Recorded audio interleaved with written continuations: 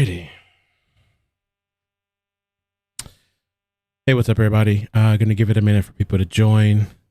For people watching the rebroadcast, we'll put a timestamp down below, and a couple minutes to set up here. Let me fix this. There's a dive team that was called out there. Make sure I get everything tuned up and fixed. Hey, everybody. I might do some calls too. I'm going to try. I'm going to open up the lines after I talk about a couple of things to hear people's thoughts. And there's a couple of things that happened this morning and yesterday. And I was kind of things. Oops. Just want to make sure I'm working. And I wanted to wait a little bit till something develops. I didn't want to just jump on just to jump on. A friend of mine kept telling me, come on, man, get on. Some people want me to come on, but I wanted to have a little bit of something to talk about, just not just to sit here, or nothing to watch. They stopped the live stream. So lately, what I've noticed is that they've been doing like these 30-minute, 40-minute streams, aerial views and stuff like that, and then they just cut it off. So they just cut it off. I was kind of preparing before I jumped down here. So Gabby Petito attorney released a statement. I'm going to read that to you guys once I get settled here. Okay. And if you guys wouldn't mind hitting a like and sharing that, I'd appreciate that. Let's get this going. I also have yesterday's interview thing that I was supposed to do didn't pan out. It's supposed to happen again today. I don't want to say exactly what it is until it happens. But if it does happen today, it's at 3:30 p.m. Eastern. I will be posting something after. It's not going to be a stream. I mean, I'll premiere it, but it's not going to be like a live interview. I prefer just to one-on-one. It's also a limited call, so I don't have like a bunch of time with the person. It's with the other story that I covered. So,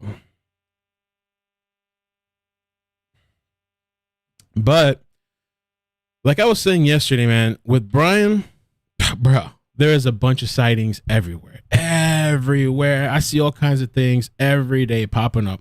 I even got an email where somebody was telling me they were thinking he's in Puerto Rico. People were thinking he's in Puerto Rico. And I was like, nah, this guy. And he was like, no, like he sent me a link to a radio station. It's all in Spanish.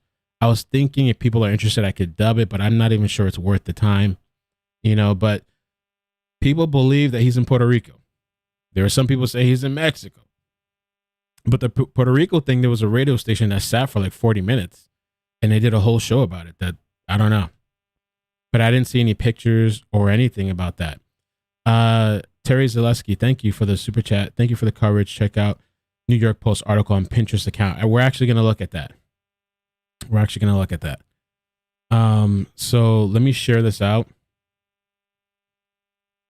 I didn't schedule the stream. I probably should have scheduled it, but today time is a little bit, for now, until after 4 p.m. It's a little limited because I have to do what I said I was going to do. And I think you guys will appreciate, if it happens, what I have later. I hate talking like that, but that's how it has to be.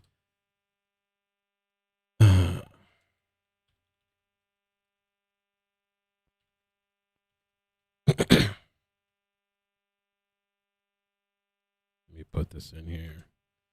So the thing too with this Carlton Reserve, I mean, they're going hard. I mean, maybe there's more than just the parents, what they said. Maybe they found stuff that they believe there's a reason for them to keep searching, because a lot of people don't think he's there. I mean, you see the conditions, and there's animals out there, alligators and all kinds of wildlife. Let me, right now, I'll read you the Petito statement, and I'll timestamp the things for people that watch after. And then we got to get into the 911 thing as well. I mean, the Moab situation, the police incident. Okay. So let's start off with the statement, okay? New statement from Gabby Petito's family attorney demanding Laundrie family attorney remove Gabby's picture from his Yelp. Also, he ceased and desist from posting pictures of Gabby to any of his social media. They're giving him until 2 p.m. Now, to me, this is what I'm wondering: is that a legal thing? Can they really do that? Can they really issue a cease and desist for a public image? I mean, the attorney, I think, crap with them. The Laundrie family, I don't think anything good of them. But I'm just thinking, objectively, legally, are they really going to do something about that? It says here, September 22nd, 2021, Stephen Bertolino, Mr. Bertolino. And by the way, I saw the reviews. I just happened to come across one of his pages last night, his review. They are bombing the page. Like that page, oh my God. If you go read some of the comments, it's a wrap. It is a wrap. The Petito and Schmidt family are demanding that you remove Gabby Petito's picture from your Yelp page. That is the web page. That web page is, and it's a Yelp link. The family tried to remove their daughter's picture from your page and were informed that only the business owner can add or remove pictures. Furthermore, the Petito and Schmidt family demand that you cease and desist posting pictures of Gabby Petito to any and all of your social media pages, web pages, or advertisements in an effort to gain business. I'm sure this will be taken care of by 2 p.m. or I will take further action on behalf of Gabby's family. Richard Benson. To me, first of all, I've never heard of a cease and desist being given. You have a couple hours to comply. I've gotten them before, and I've never complied. But it's always like 24 hours, 48 hours. I've never heard like you have 3 hours. So I don't know if that's a stunt or what. I don't think the guy should be the Laundrie's attorney because it is pretty shitty, like what's going on. But that's just something interesting that came up, right? Another thing, and there's a couple things. I think it's this one. Okay. Apparently, there's already being Gabby merch being sold online. There's independent sellers are making Gabby t-shirts on Etsy and Amazon. Appear to be cashing in on the tragedy by selling Gabby Petito branded merchandise on each of their websites. I checked on Amazon. I saw one.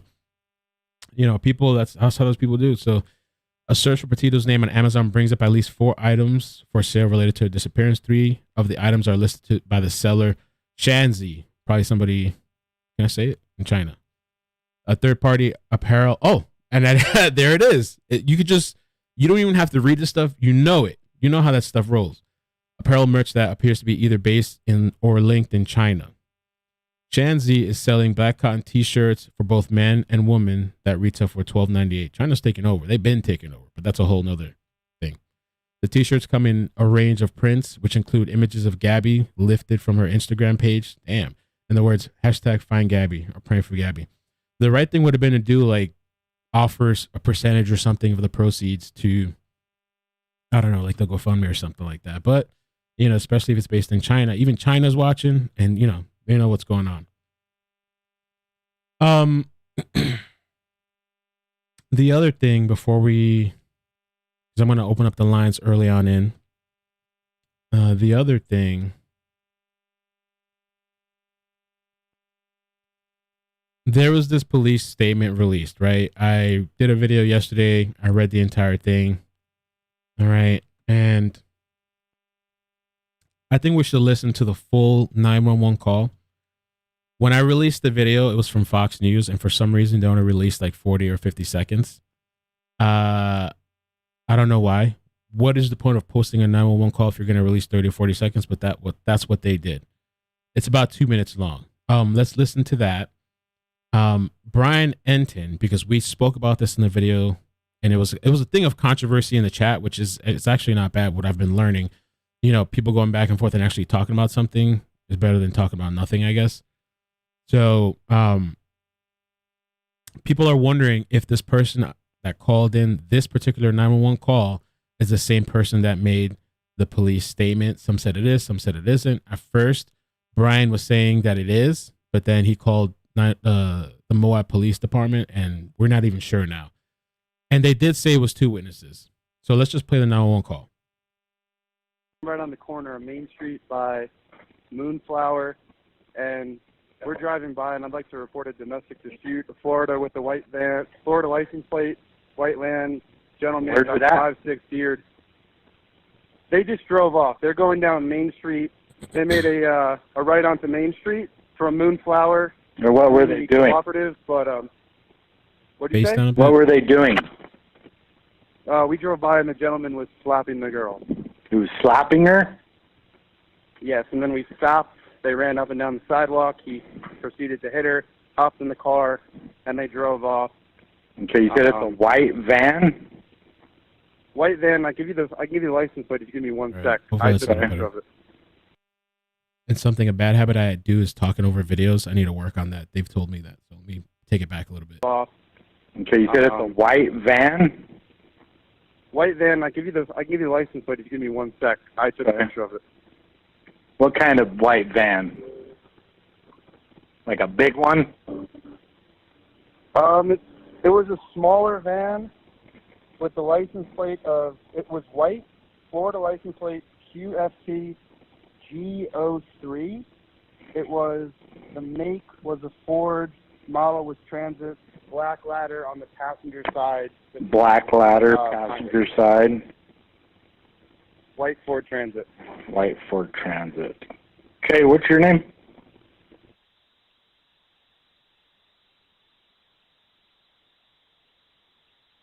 And now it goes kind of blank for a minute, so just give it a couple of seconds, it'll come back. I guess it completely muted his name.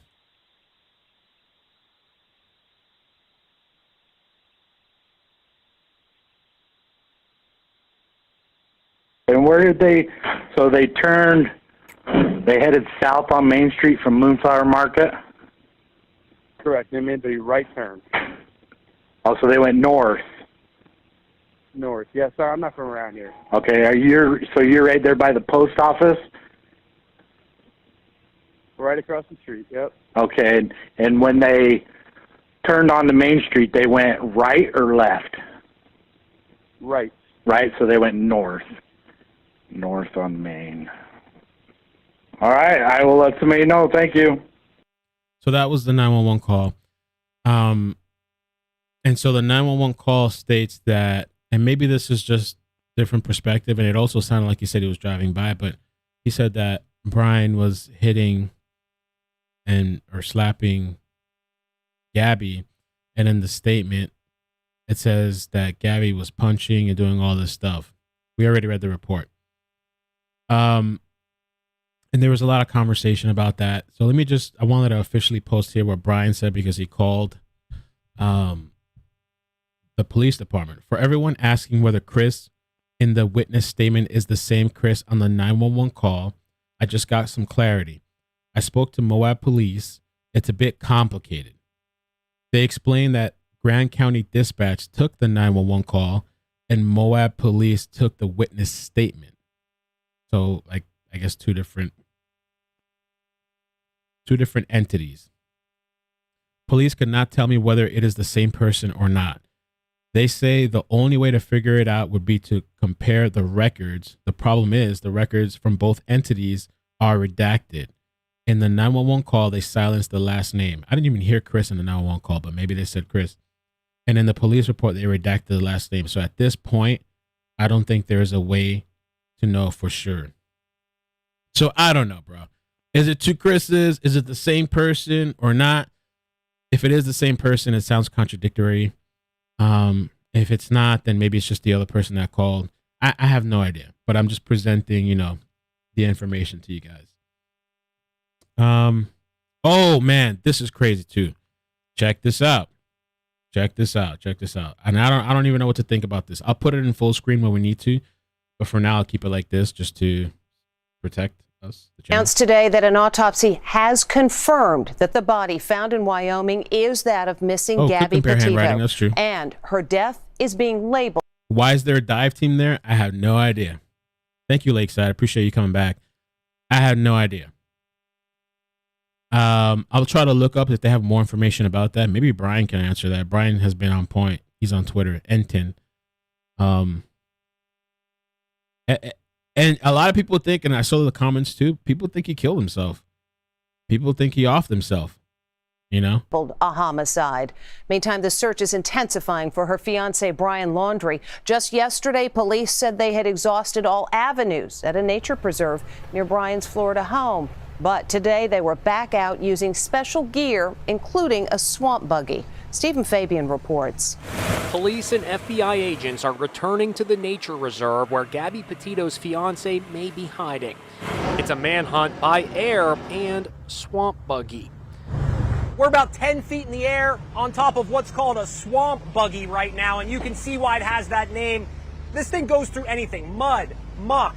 We're going through about 3 feet of water right now. Investigators here in Florida are using vehicles like this in the search for Brian Laundrie, and one thing's for sure, you can't hide from a swamp buggy. Before dawn, a sheriff's helicopter equipped with infrared thermal cameras swept the alligator-infested Carlton Preserve. The chopper's flight path shows the helicopter making several figure-8 passes. Sightings of Laundrie are pouring in. Could this shadowy image be him? It was captured by a motion-activated game camera at 6 a.m., 500 miles north of today's search site.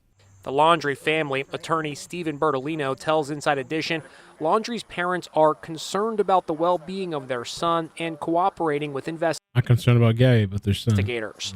The FBI raided Laundrie's sister's house today, 24 hours after they raided his parents' home. After they left, I tried to speak with her, but she did not come to the door. Now, John Walsh, best known for America's Most Wanted, and now host of Investigation Discovery's In Pursuit. And by the way, he has a show tonight, I believe, coming on about Gabby Petito, if you guys want to check it out. I can't play it because I know they'll claim it. There was a special that I put in the members area one time for Sophie Reeder, another missing person, and they claimed it. So, and yeah, if you guys wouldn't mind hitting like, I'd appreciate that. It really helps the stream. I appreciate that. Is aiming his sights squarely at Gabby's fleeing fiance. I'm praying that America gets together and keeps an eye out for him and we catch this coward. It's going to be the public that's going to spot this dirtbag, and then he's going to pay, and his parents are going to pay too, because they have been non-cooperative and they helped him get away. And was she pregnant? That's the chilling speculation. This is the big thing, okay? This is circumstantial. I have no idea, but a lot of people are talking about this. I've heard some of those theories. Could that have been the thing that set him off? I don't know. But this is on Inside Edition, and a couple of people sent this to me. So I'm going to full screen this for you guys now so you can see what they're going to show. I might actually have to take myself off the screen so you guys can see. Triggered by this video, which shows their van parked in Grand Teton National Park in Wyoming. Just before... Can I turn up the quality? Oh, that is high quality. Damn. Jesus. Before you see the van, look there. So they're talking about this, right? And they're saying it looks like sonogram photos. I don't know. Propped on the log. Is that a film strip showing a sonogram? Now compare it to this standard sonogram strip. They sure look alike. I have no idea, man. I'll pause it a little bit here again. And who's to say that's theirs? It could be. I don't know. And I wonder who found this. Who was the person that found this? Because this is a really good catch. Was that Nerve Gorilla? Because he's been doing a good job on his channel. He has pretty good stuff over there. I don't know. What do you guys think in the chat, man? Who knows, right? I never thought I'd see the day too where like mainstream media is reporting this stuff. It's interesting to see. Usually, these are the sleuths and YouTubers, but I think they've had to adapt as well. But I don't know, man. A couple of people pointed it out. Thank you. And it's right at the end of this video. So I don't know. The spot where Gabby's body was found is now marked with a cross of stones, a memorial to a young woman whose loss has touched so many hearts. So that was kind of interesting. Another tidbit. I open up the lines. If anybody wants to call in, did I put the phone number there? I think I put the phone number there. If anybody wants, I have a couple more things to show you. Or somebody called in. I have a couple things to show you guys too.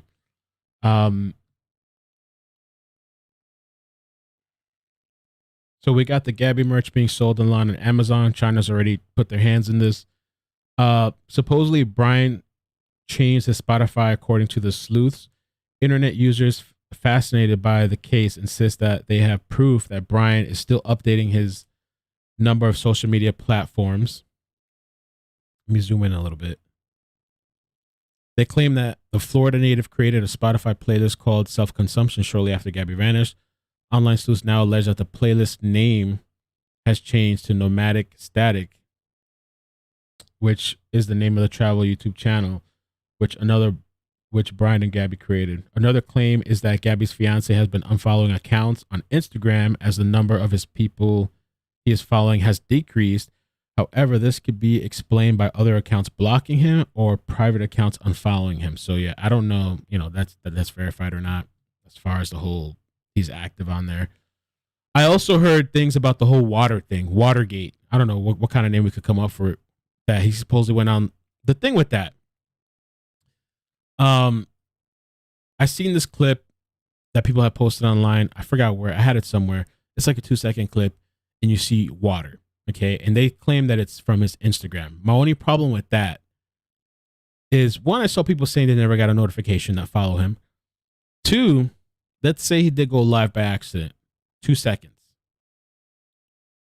In the 2 seconds, how does somebody first get the notification? And usually there's a delay. When notifications go out, if I hit go live, it's not like usually instant. There's a couple of seconds delay.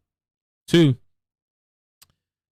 the time it takes to go, oh shoot, he's live. Let me go and hit record instead of going to watch. Most people are going to watch, then hit record or whatever. But then the time it takes to go open up your record app on your cell phone and then hit record. And sometimes when you hit record on some of those apps, it has a 3-second countdown. I kind of have a hard time believing. It could be true. I don't know.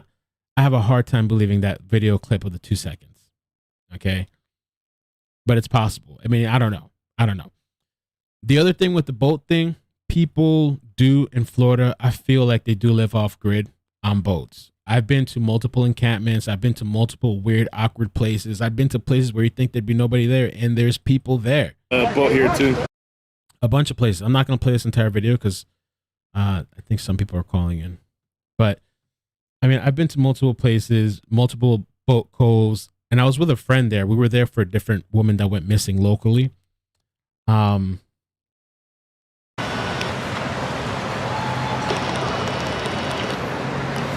It's just a really weird contraption. I mean, it's like Florida life, the boat thing. But we've always thought, just like in the wilderness where criminals could live, there's a lot of times it's just homeless people, but also criminals could be living out there.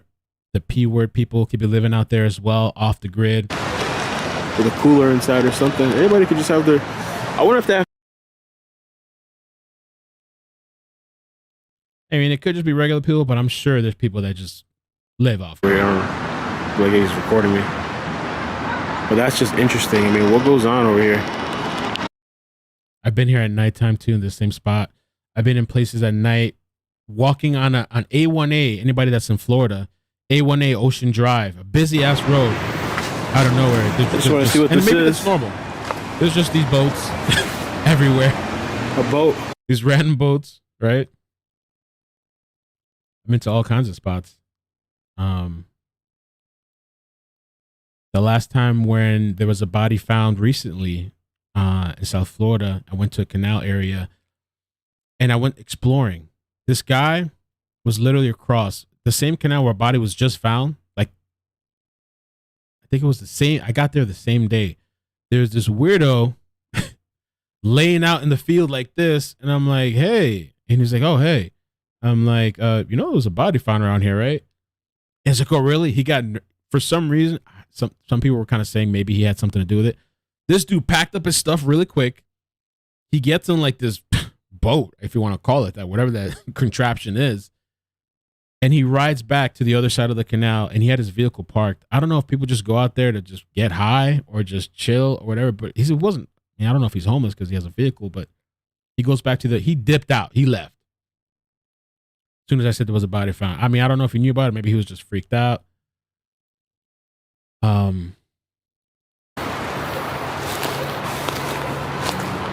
me take a pause. I'll play this end part after because I ran into a guy out there that he told me he actually lives out there, and there's a bunch of homeless people out there as well. But let me take a 954. How you doing? Where you calling from? Well, obviously Florida. Who's this? What up, man? Yo, what's up, man? How you doing? Good, Baba. How you doing, though? Good. Thanks for calling. For sure. So yeah, man, you're right, bro. We went out there one time, remember? Yeah. To go and then at A1A too over there by his side. On A1A, but over there by more north, his side is creepy too because it's like more like docks and ocean and. I mean, you know, you don't know where. Like I said, bro, if you don't come to Florida, you ain't out here doing your thing, you're gonna get caught up in here, bro. Bro, every time I've gone to a place where I'm telling you, for the people that have been here on the channel, you know what I'm talking about. I'm going to probably put a compilation for the new people. Every time I've gone out into these little excursions, and they're not massive like this. Like the places I've been is nothing compared to this. This is just local residential, but we have woods in some places. I was surprised and just taken back that there's people out there. And every time somebody's like, yo, be careful for the animals, be careful for the animals. I've never had any kind of like crazy animal encounter. People. I've had people encounters, and the last one creeped me out the most. I was creeped out. But anyway, you know what, man? But with Brian, man, what do you think? So do you think this guy's in the Carlton Reserve? Like, I mean, now they brought a dive team out there. I'm gonna try to look it up if they have any more information on that. They brought a dive team out there. I mean, it seems like they're very specific. They're really focused on this area. But the thing is, I always say is this: look, if he was there at his parents' house on 11th and everything he's doing walking, you can't go far, bro. You're on foot, so how far are you gonna go? You know, right. So that's the thing that there's so many sightings, bro. You know, and then a lot of people, from what I hear, are they're just playing with this, like they're dressing up like him and acting like. It's him walking in the woods, but it's a different person. I don't know. It's just everything doesn't make sense, bro. It doesn't make sense from the dash cam. Check this out. Police say the self-inflicted death about a mile from the reserve is not connected to Gabby Petito case. Northport police say they're looking at large bodies of water in the reserve using dive teams, boats, and sonar equipment. At this time, this does not mean anything has been found. This is part of the overall search. This is a historic search that I've ever seen, bro. Like, I've never seen the works like this. But I guess they found somebody that killed themselves, but they're saying it's not connected. This is the guy to follow on Twitter. I'm telling you guys. There's a couple of others too, but this guy's actually out there in the areas. Brian Enton. And I'm surprised I haven't encountered a body yet. In my excursions, I'm surprised, bro. I'm surprised. People have told me one day you're going to run into a body. You know what's weird, too, that I thought, that I kind of told you this yesterday, that how, when they got stopped in Utah, the cops that stopped them, they didn't even know each other. You know, They just literally they just met right there, and that's to me it's kind of odd because I'm there like Utah. That town is a small town, so what's the odds of four cops meeting each other right there for the first time? Saying, hey, how you doing? My name's because right. It says it right there in the body cam. It's in 1 hour and almost 6 minutes. That's when he introduced himself to the cops. He's like, oh, hey, my name is so-and-so. I'm sorry I didn't introduce myself earlier. And it's just kind of weird because it's like, how can all these cops work in the same station and not know each other? Right. You know, I don't know. It just kind of caught my attention. And then also what I always thought, too, was from August 12th all the way to August 25th, where was this girl? Because supposedly when she left after the dash cam, she can't drive the car.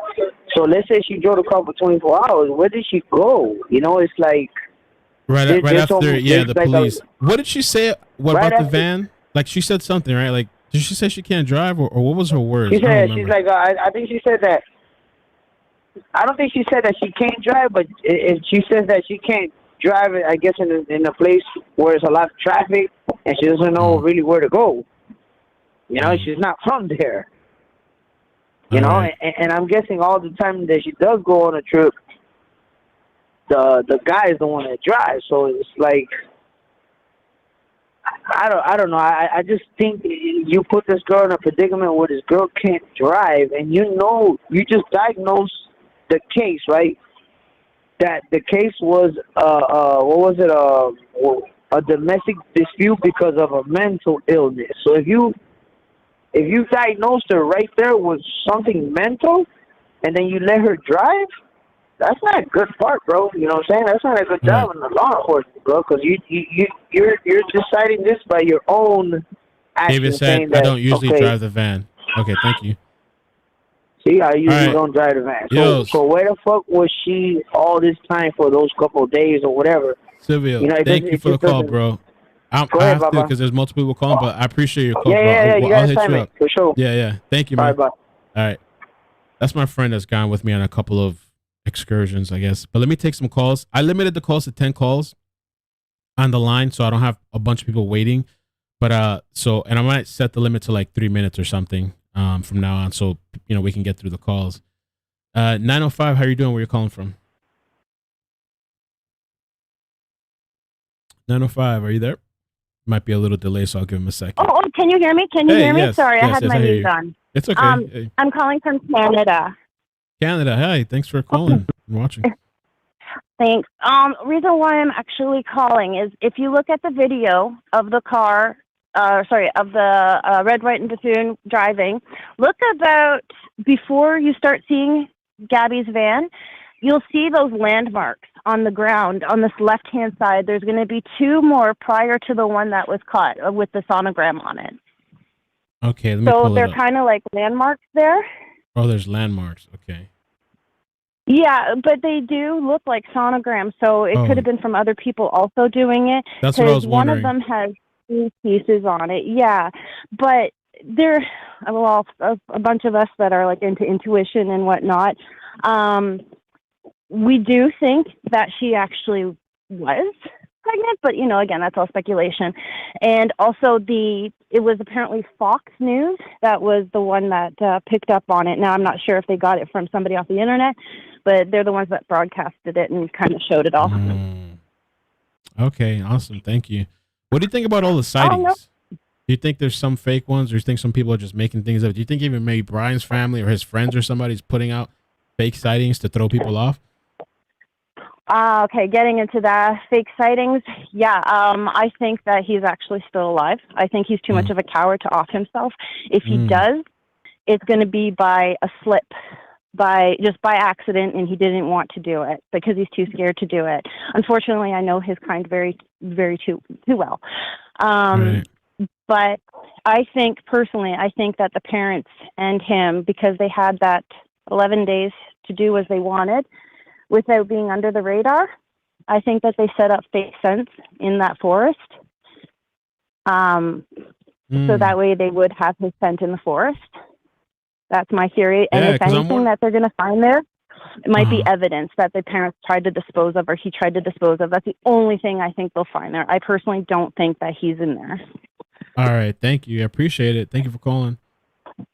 No problem. Cheers. Have a great day. I'll enjoy your show. Thank you. Bye. By the way, for the people that are just joining, so there's a 3 limit. I'm going to put a 3 limit officially. And for the people that just joined, there was something really interesting that happened. There's a dive team out there. Brian Enton that's out there says that the Northport police say they're looking at large bodies of water in the reserve using dive teams, boats, and sonar equipment. At this time, this does not mean anything has been found. It is part of the overall search process. And the thing that he posted recently, which was like, holy moly, police say the self-inflicted death about a mile from the reserve is not connected to the Gabby Petito case. So maybe it wasn't even in the preserve. Maybe it was just close to the preserve. Maybe something happened, but they're saying it's not connected. Next caller, 208. How you doing? Where you calling from? Thank you for holding. Hello? Hi. Hi, I'm calling from Idaho. Hi, thanks for calling. Hey, as far as you guys are talking about a sonogram, those on the log, those are park rangers signals. They don't want you to burn that log because it's for environmental. That's telling you do not burn that log. No way. Okay. Yeah, it's for camping. They don't want you to take it from. They don't want to. Yeah, they don't want you to take it to burn it for firewood. It's not to go to your camp. It's supposed to stay there for the environment. I'm only 50 miles away from where she died. Wow. So that's what that is. Again. That's what. That's for nature. That's what the parks put up for you to not scavenge all the wood around there and burn up, the environment. Thank you for that. I'm gonna have to look up an image too and see. Maybe if somebody could email me an image of what that looks like, and we can compare it, kind of side by side. I camped all through that my whole entire life from Montana, but I live in Idaho now. But that's just to save the environment. California's got them too. Okay. Thank you. I appreciate the call. Thank you for clarifying. Not a sonogram, guys. Sorry.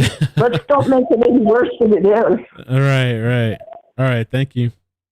You're welcome. All right. Let me take the. Oh, let me not end the stream. I was about to hit end stream. End call, Melvin. End call. Slow down. 479. I'm gonna try to. I don't know what I did with the video. I lost it. I'm gonna pull it back up. 479. How you doing? Where you calling from? I'm calling from Arkansas. Hi, Arkansas. How you doing? What's your name? Yeah, my name's Lauren. Lauren, thanks for calling. Yeah, I just recently caught you a few days ago and just recently subscribed. This is just, I like all your coverage, and it's just, you help learn just so much more about like the actual details and stuff like that. But about the pregnancy rumors, there's another YouTuber called It's a Crime. And she like took like the different text messages, the last two. I actually have it pulled up. I watched it last night. Can you help Stan? Yes, about Stan, and then like as soon as it says about pregnant, she might be pregnant. I was like, oh my gosh, like that's just crazy. Like that. Can you break it down really quick? Or just. You guys can check out It's a Crime. That's her channel. After you can go check out her video. I watched this last night. I was a little confused at first, but I understood the reference that she was making with the Eminem song, Stan. I don't know. Well, because, so in the song, it's just an overcrazed fan, and he basically ends up killing his wife or his girlfriend who's pregnant. And yeah. And so that text referencing Stan is not her uncle or her grandfather. It's not her grandfather. It's the Stan from the song. And it's saying something like, I'm only getting your voicemails or something like that, but because she's dead. Okay. That's an interesting thing. It's really, it's really haunting.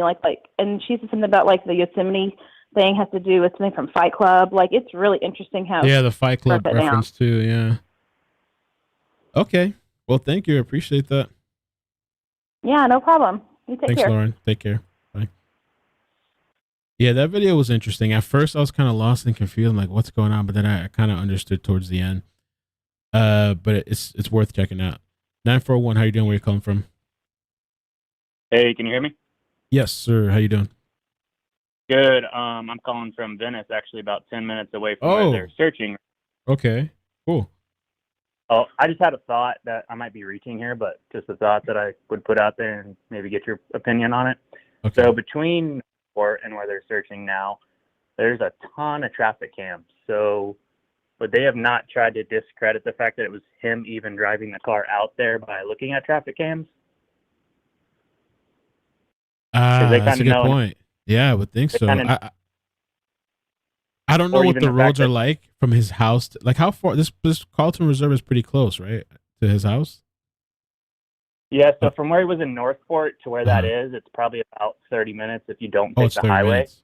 Oh, okay, okay. But I mean, there's like, we're littered with traffic cams and businesses with roadside, cameras and stuff. Cameras everywhere, yeah. I mean, it's probably a lot to look through, but yeah, maybe there's a way they could verify that he was actually in the car. Maybe they have. I don't know. But that's a good question. My first thought would have been take the day the parents said that he drove out there, then scan those cameras. I don't know if they can search by plate, see if it even went out there on those days. If that failed to come through, obviously they could be like, hey, you guys lied about the day. What was the actual day? And then if they're like, oh, sorry, it was the next day, then they can search that. If they see the car, maybe check and see if any of those cameras picked up who's driving it. If it turns out that it's not him driving the car, that kind of discredits the whole search out there. Right. And do you believe he's out there, man? Like, or just an opinion? Just, we don't know, but. Well, so we get like pretty bad thunderstorms every day right now. So out there with just a backpack, it's pretty hard to be like alive right now. And it's like pretty much an entire swamp, and it's really freaking hot. If he doesn't have gallons of water on him, there's no way to like survive in the heat out there right now. Wow. Okay, man. So thanks. Appreciate it. Yeah, no problem. Take care. Yeah, thank you. Bye. Bye. That was interesting. Somebody local too. We're gonna get into this in a little bit, but supposedly a witness saw a man acting weird near where Petito's body was found by the New York Post.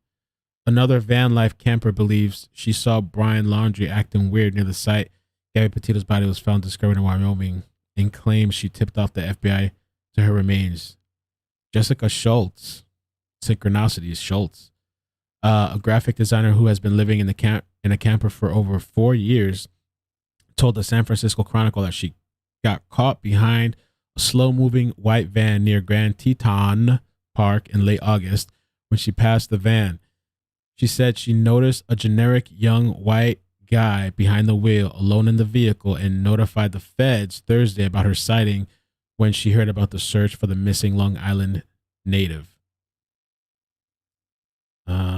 Schultz told the newspaper that FBI called her back Sunday morning, the day the body was found. She said she saw the van on August 26th with the man who she now believes was Laundrie inside.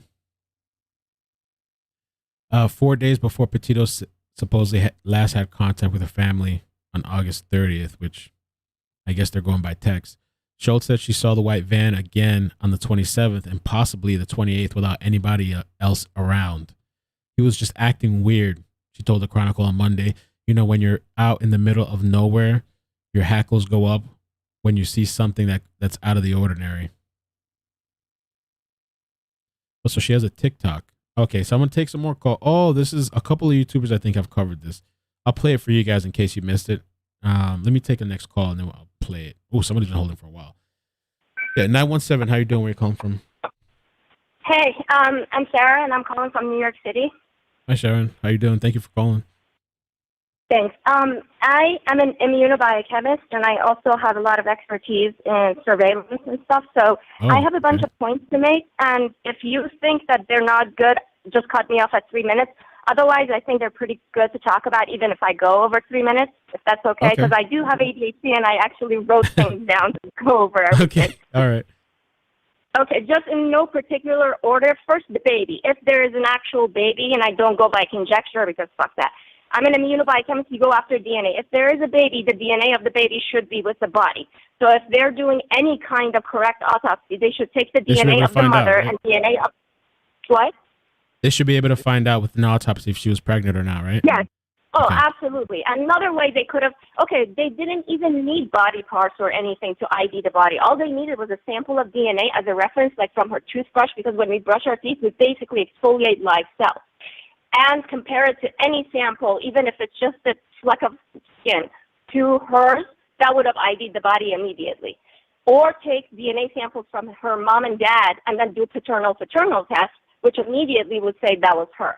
Anyway, that's besides the point. The baby should be easily identifiable if they did a thorough DNA profile. And by the way, the PCR is the assay they use for DNA determination. Cool. We all know about PCRs, right? Yeah, because that's what they're using for the. Is that what they're doing for the COVID? Yeah. I don't even want to say the name in this stream, but yeah.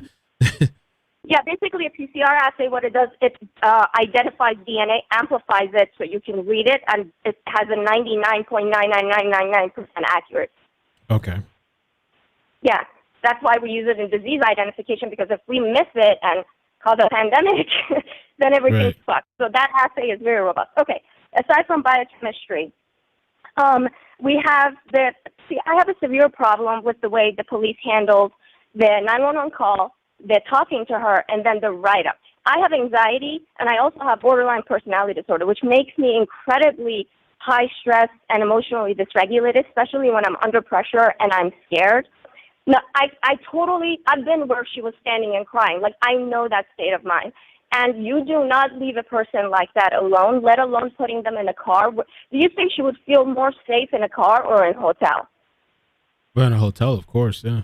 Exactly. So why do they put him in a hotel and her in a car? If someone is under duress, you don't let him drive, period. Let alone a lone girl from Florida, and she looks, naive and petite, and she strikes that chord with you. And she's hysterical, and you just let her drive a car? That's not okay. That's not common sense. That's negligence or ignorance.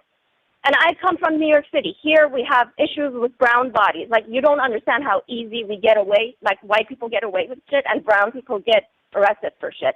I know what police do. This is not normal. This is complete negligence. The other thing is that why is the 911 call, which is the visceral call, the call that came first, so entirely different from what was write-up? Unless there was the momentum between the call and the write-up, maybe something more happened. The write-up should have the call's description first, then say, and then she hit back. It's very weird, and Brian Enton says that the names are the same, the first name. I mean, the chances of being two Chris's, I don't know. But it is bizarre that there's two different conflicting, to me, it's conflicting reports. I want to say Chris is a common of a name that it's around America, rural, progressive, metropolitan, whatever. Yeah. Yeah, so it's not John, but still, it's not Michael, but Chris is still Chris. And also it's Italian, like Italian families use that, whatever. So let's say there are two Chris's. But if they're not two Chris's, then the scenario should be he called in, he said he hit her. Then there's a stretch of time by the time the patrol gets them. And then they talk there, and she says, I instigated, and they write that up. Did in between that, if in between that she did hit him, fine. If she didn't hit him, well, that's what we think. But if she did hit him, why isn't the beginning of the report from the 911 call included in this? That's my problem. It's not why they're two different. It's that why it's not augmented. Right. Yeah. Like, you shouldn't have to listen to the call and read a report to get a full message. When you write a technical report, you start from the beginning. Doesn't matter if it's science or if you're telling the story or if you're doing something as scientific as putting clues together. Good points. And what else? Because I know you say you had a list, not in any specific order. What else? Two more things. Two more things. The state of, with the surveillance and hacking, the state of our surveillance of this country is so robust. Right. And I'm not joking. Like, people can be identified by the white of their eyes. So I know masks are issues, whatever. I'm promising you they'll find him, because logistically it is not sustainable to be off the grid so much. He needs at some point to get anything. And even if he stays healthy and doesn't get injured or whatever, he still needs to stop at some point to get something. And he will be caught by a camera, more likely by a commercial camera, but he will be caught. That is not an issue. I promise you that. The problem is that if he gets resources, then if he hunkers down, that's the problem. As long as he's alone, he'll be caught. But if he has accomplices that are willing to do what the parents did, like, how many people thought he was still in the house? Right. I mean, a bunch of people, standing out there. It seems like everybody thought he was in there. Even the neighbors and everybody standing out there. I've been married, I've been divorced, and I have a very good relationship with my ex-husband. Let me tell you, if someone texted him the other day and told him that I had corona, he would come to my apartment and make sure I'm okay. My ex-husband. Your fiancé, and you didn't tell her parents for 11 days. My cousin is a prosecutor in New York City, and she said, and she has caught two murderers, one of them from Pace University, and she said that if this was me, I would have had officers pick him up on September 11th immediately. I would go to the judge myself. I would insist, and I would get him out immediately. All right, and what's the next one? Because it is limited and have other people. Okay. Right, I appreciate your thoughts, though. Yeah, New York City would have arrested at least one of them if they got a domestic dispute. Right. They probably that would have been a little easier. They probably should have, yeah. All right, Yeah. thank you. I Okay. appreciate your call. Thank you so much. And I like your reporting, and Thank you. I really appreciate the amount of time you put in. It's not easy. Thank you. Appreciate it. Thanks. Bye. All right. 239. How you doing? Where you calling from? What's your name? Hey, Gary. Gary, how you doing? Myers. Fort Myers. Good, Hey, man. thanks for calling. Hey, good job, man. Thank you. Can you turn on the look- background temporarily, just till we're done? Yeah. Sorry about it. Thanks, man. No, it's cool. It's cool. Yeah, just two things. Yes. Has anyone actually seen him in Florida? Because all we know is the van came back on the 1st, right? But has anyone actually seen him personally? There's a neighbor that claims to have. I don't know if you can hear it. You probably won't be able to hear this. Give me 20 seconds to play this for the audience. Just hold on one It's a second. normal day. They, mother and son took a bike ride together around the neighborhood. He helped his father do some repairs in the garage. Cut the grass. Yeah, he mowed the grass one day. There's a guy, a neighbor, claiming that he saw him.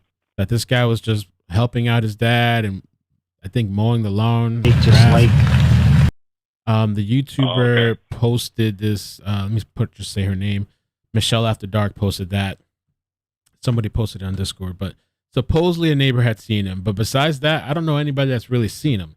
We know that his vehicle came. Obviously, the vehicle came back, and there was the license plate tracker that confirmed that. But we don't know about him.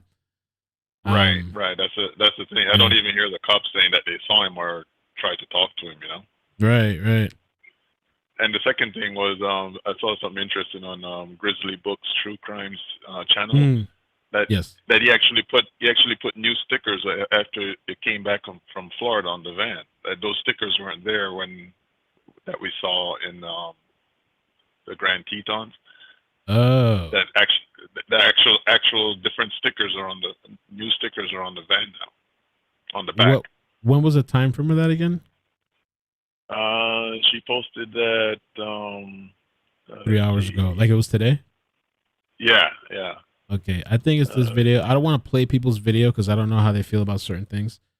And right, but somebody it was interesting did that me. he would. But yeah, you guys actually can check put it like out after. a Venice sticker on there and everything. Okay, I think it might be this video they're talking about. I didn't notice that. I didn't know that. So Yeah, thanks, that one thanks for bringing that up. Okay. Yeah, that one. Yeah, that's pretty interesting. All right, thanks, man. Thanks, man. Thank you for the call. Appreciate it. Bye. Bye. There's so much going through my head. I wish I could like with the phone lines, like stop calls from coming in and just take these calls. But let me see. I'll take the next call. I'll see if I can figure that out. So I can just take these people and then we can talk a little bit. 603. How you doing? Where you calling from? Oh, Hey, this way. Jennifer. Hi. Hey. Thanks for calling. Yeah, what are your thoughts? I have a lot. Okay. I just kind of been following the timeline and just a few things I've picked up. So August 12th, he knows the police. They see them. They're reunited by the 13th. So he goes out of town the 17th through the 23rd back to Florida to help his dad move out his and Gabby's stuff out of the storage unit. Does anybody know if he actually did that? How did he get to and from, back and forth, if she doesn't like to drive? That so yeah, I don't know. That's a good point. I mean, have no idea. if he did do that and went to Florida, why? And he just left his fiance in a van alone out in the wilderness for, I guess, 17th through the 23rd. Has anybody checked airport footage to see if he actually did that? Did anybody come back with him? And that runs into when the van was located on August 27th at 6 p.m. By the red, white, and I can't remember Bermuda, I it, think? but you know what I'm talking about. Yeah. So, I mean, people have slowed down the footage. You can see that the van door opens and then it shuts. So somebody's in the van. But if you watch the video,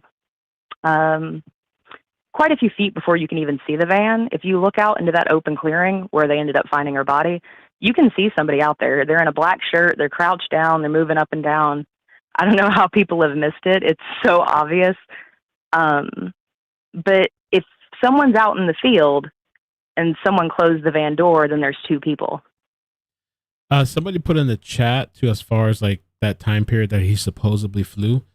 In this timeline, and somebody said as well, supposedly Gabby was staying at a Fairfield Inn Suites near Salt Lake City, near the airport that Brian flew out of. But that the Fairfield, I thought, happened on August 25th. But I don't know. Maybe she could have been staying there longer, and he flew out, and she was waiting on him, and then he flew back, and then they went up. Yeah, because he was supposed to be gone from the 17th to the 23rd, so he may not have gotten back till the 24th or maybe early the 25th, depending on flights. Right. But I was just curious, like, if they saw the van, you can see somebody open it, but you can blatantly see somebody standing in a field wearing a black shirt and maybe black shorts, hard to tell. But that makes two people. So did somebody come back with them? And another thing, just kind of on top of everything else. So the text message that she sent, the whole Stan thing, which is actually the reason I called in. I've heard a lot of people say that Stan is an anagram for send the authorities now. Oh, I don't know. So it could have been her last ditch effort to text her mom, like send help, send the authorities, and then he ended up killing her. That's interesting. I didn't know. Aside from that, you know, I'm with everybody else. Like, did he even actually go to Florida? Was he ever there? Was he, I mean, if there was two people, was he even the one that drove the van back? Right. I mean, if for some reason, and I'm reaching, maybe his dad went back with him. Like if they all already knew. I had a couple people think on. that. I've had a couple people think that. I had a few friends who were talking and were like, did his dad help or somebody, you know, I don't know. Yeah, I've thought about that. And then if you look through the YouTube video that she posted and then just some of the pictures through their Instagrams and stuff like that, the books that he reads and really kind of puts in your face, they're kind of disturbing. Annihilation, which is about putting, Annihilation, you're putting 4 women alone out in the wilderness to be killed, basically. Right. Lullaby is about a child, a baby, dying of SIDS. Oh. Which can go back into the baby thing. And then another one that he is reading while she's reading Fight Club is Revenant, which, you know, the Leonardo DiCaprio movie, How to Survive Out in the Wilderness. And I mean, he's been doing that for about a year. Okay. So I don't know. I don't think, if he ever went to Florida, I don't think that he is where they're looking. I think, you know, his parents covered for him and gave him enough of a head start to go wherever he needed to go.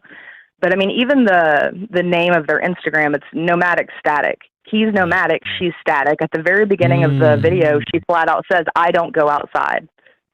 She's not an outdoors person. He is. You know, I mean, it's kind of just blatantly shoved in your face that she would never be able to do what he is doing right now. And I think that he's a lot more adept to the wilderness than anyone is actually giving him credit for. Okay. Thank you. Appreciate that. Yeah, no problem. Very insightful. Appreciate that. Yeah. Thank you. All right, guys. All right. Bye. Bye.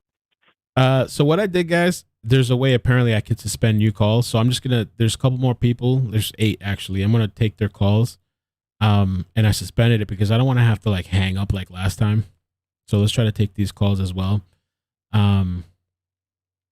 Let's see, 207. How you doing? Where you calling from? Hey, hey. I'm calling from Maine. Maine. Hey, welcome. I just wanted to say real quick that I feel for the family and for the you know, Gabby's loss. I've never done anything like this, you know, like called a hosting show, you know, about stuff like this. And I just wanted to let everyone, you know, in the world to know that, you know, I do feel really bad for her family, and I hope that a lot of other people do too. I seen like some of the stuff people say and have been saying online, and I've seen a lot of rotten stuff. And it just, it breaks my heart. It breaks my heart to see that type of stuff, because I don't understand how anyone in this world could be so angry at a girl that can't even defend herself anymore. But other than that, I also wanted to mention, I'm going to keep this short because I know you guys, y'all busy today. Thank you. I mentioned a while back, I didn't want to say this because I am we'll say, a medium, I guess. I do speak with, the dead. I do speak with souls or whatnot, and I keep a limit to that. But I did mention in a YouTube video a while back that I had already known that she had passed. And I tried to, let the world know, to try to prepare the world a little bit early, because, once the truth came out, comes to find out she is gone. And that really broke my heart, because I was hoping I was wrong. But I also know another thing or whatnot that I've learned speaking, with spirits and possibly Gabby herself. And so from what I've learned, that he has been, I guess the other day I found out he was camping. That's one thing that came up. And another thing that came up when I was doing my my session is that he is still camping. That's what I got so far, that he is out in the woods and he is camping. He is out there. So if there's anywhere that anyone knows of where he would go to camp in the first place, that's where he would be, I guess, would be somewhat of a good start. And from what I'm getting, that he's going to be out there for a while camping. Wherever he is in the woods camping. This is what I've gotten. I mean, I'm not going to say I know for sure, but like, if anyone does find him, he's more than likely in the woods camping, wherever he, in the same state where she may have, gotten whatever happened to her. All right, but I just wanted to let you guys know that. Thank you for the call. Most definitely. All right. Yeah, there's a whole medium thing too. I'm personally not into that, but I know there's a big following for that. I saw something last night too, spirit box stuff. I usually don't cover that stuff, but there's apparently a big following on YouTube for that. Next call. How you doing? Where you calling from? This is Lou. I'm calling from Newfoundland, Canada, actually. Hi, Lou. Thanks for calling. Not a problem. I don't know how long I can keep this, but I'm in the same situation, sort of. My daughter's planning on going away in 2 weeks with her fiance, just a driving vacation. And that's why I followed this story right from the beginning, because I'm a nervous wreck over my daughter going away. So it kind of hits home, you know what I mean? Right. And my heart goes out to this Petito family.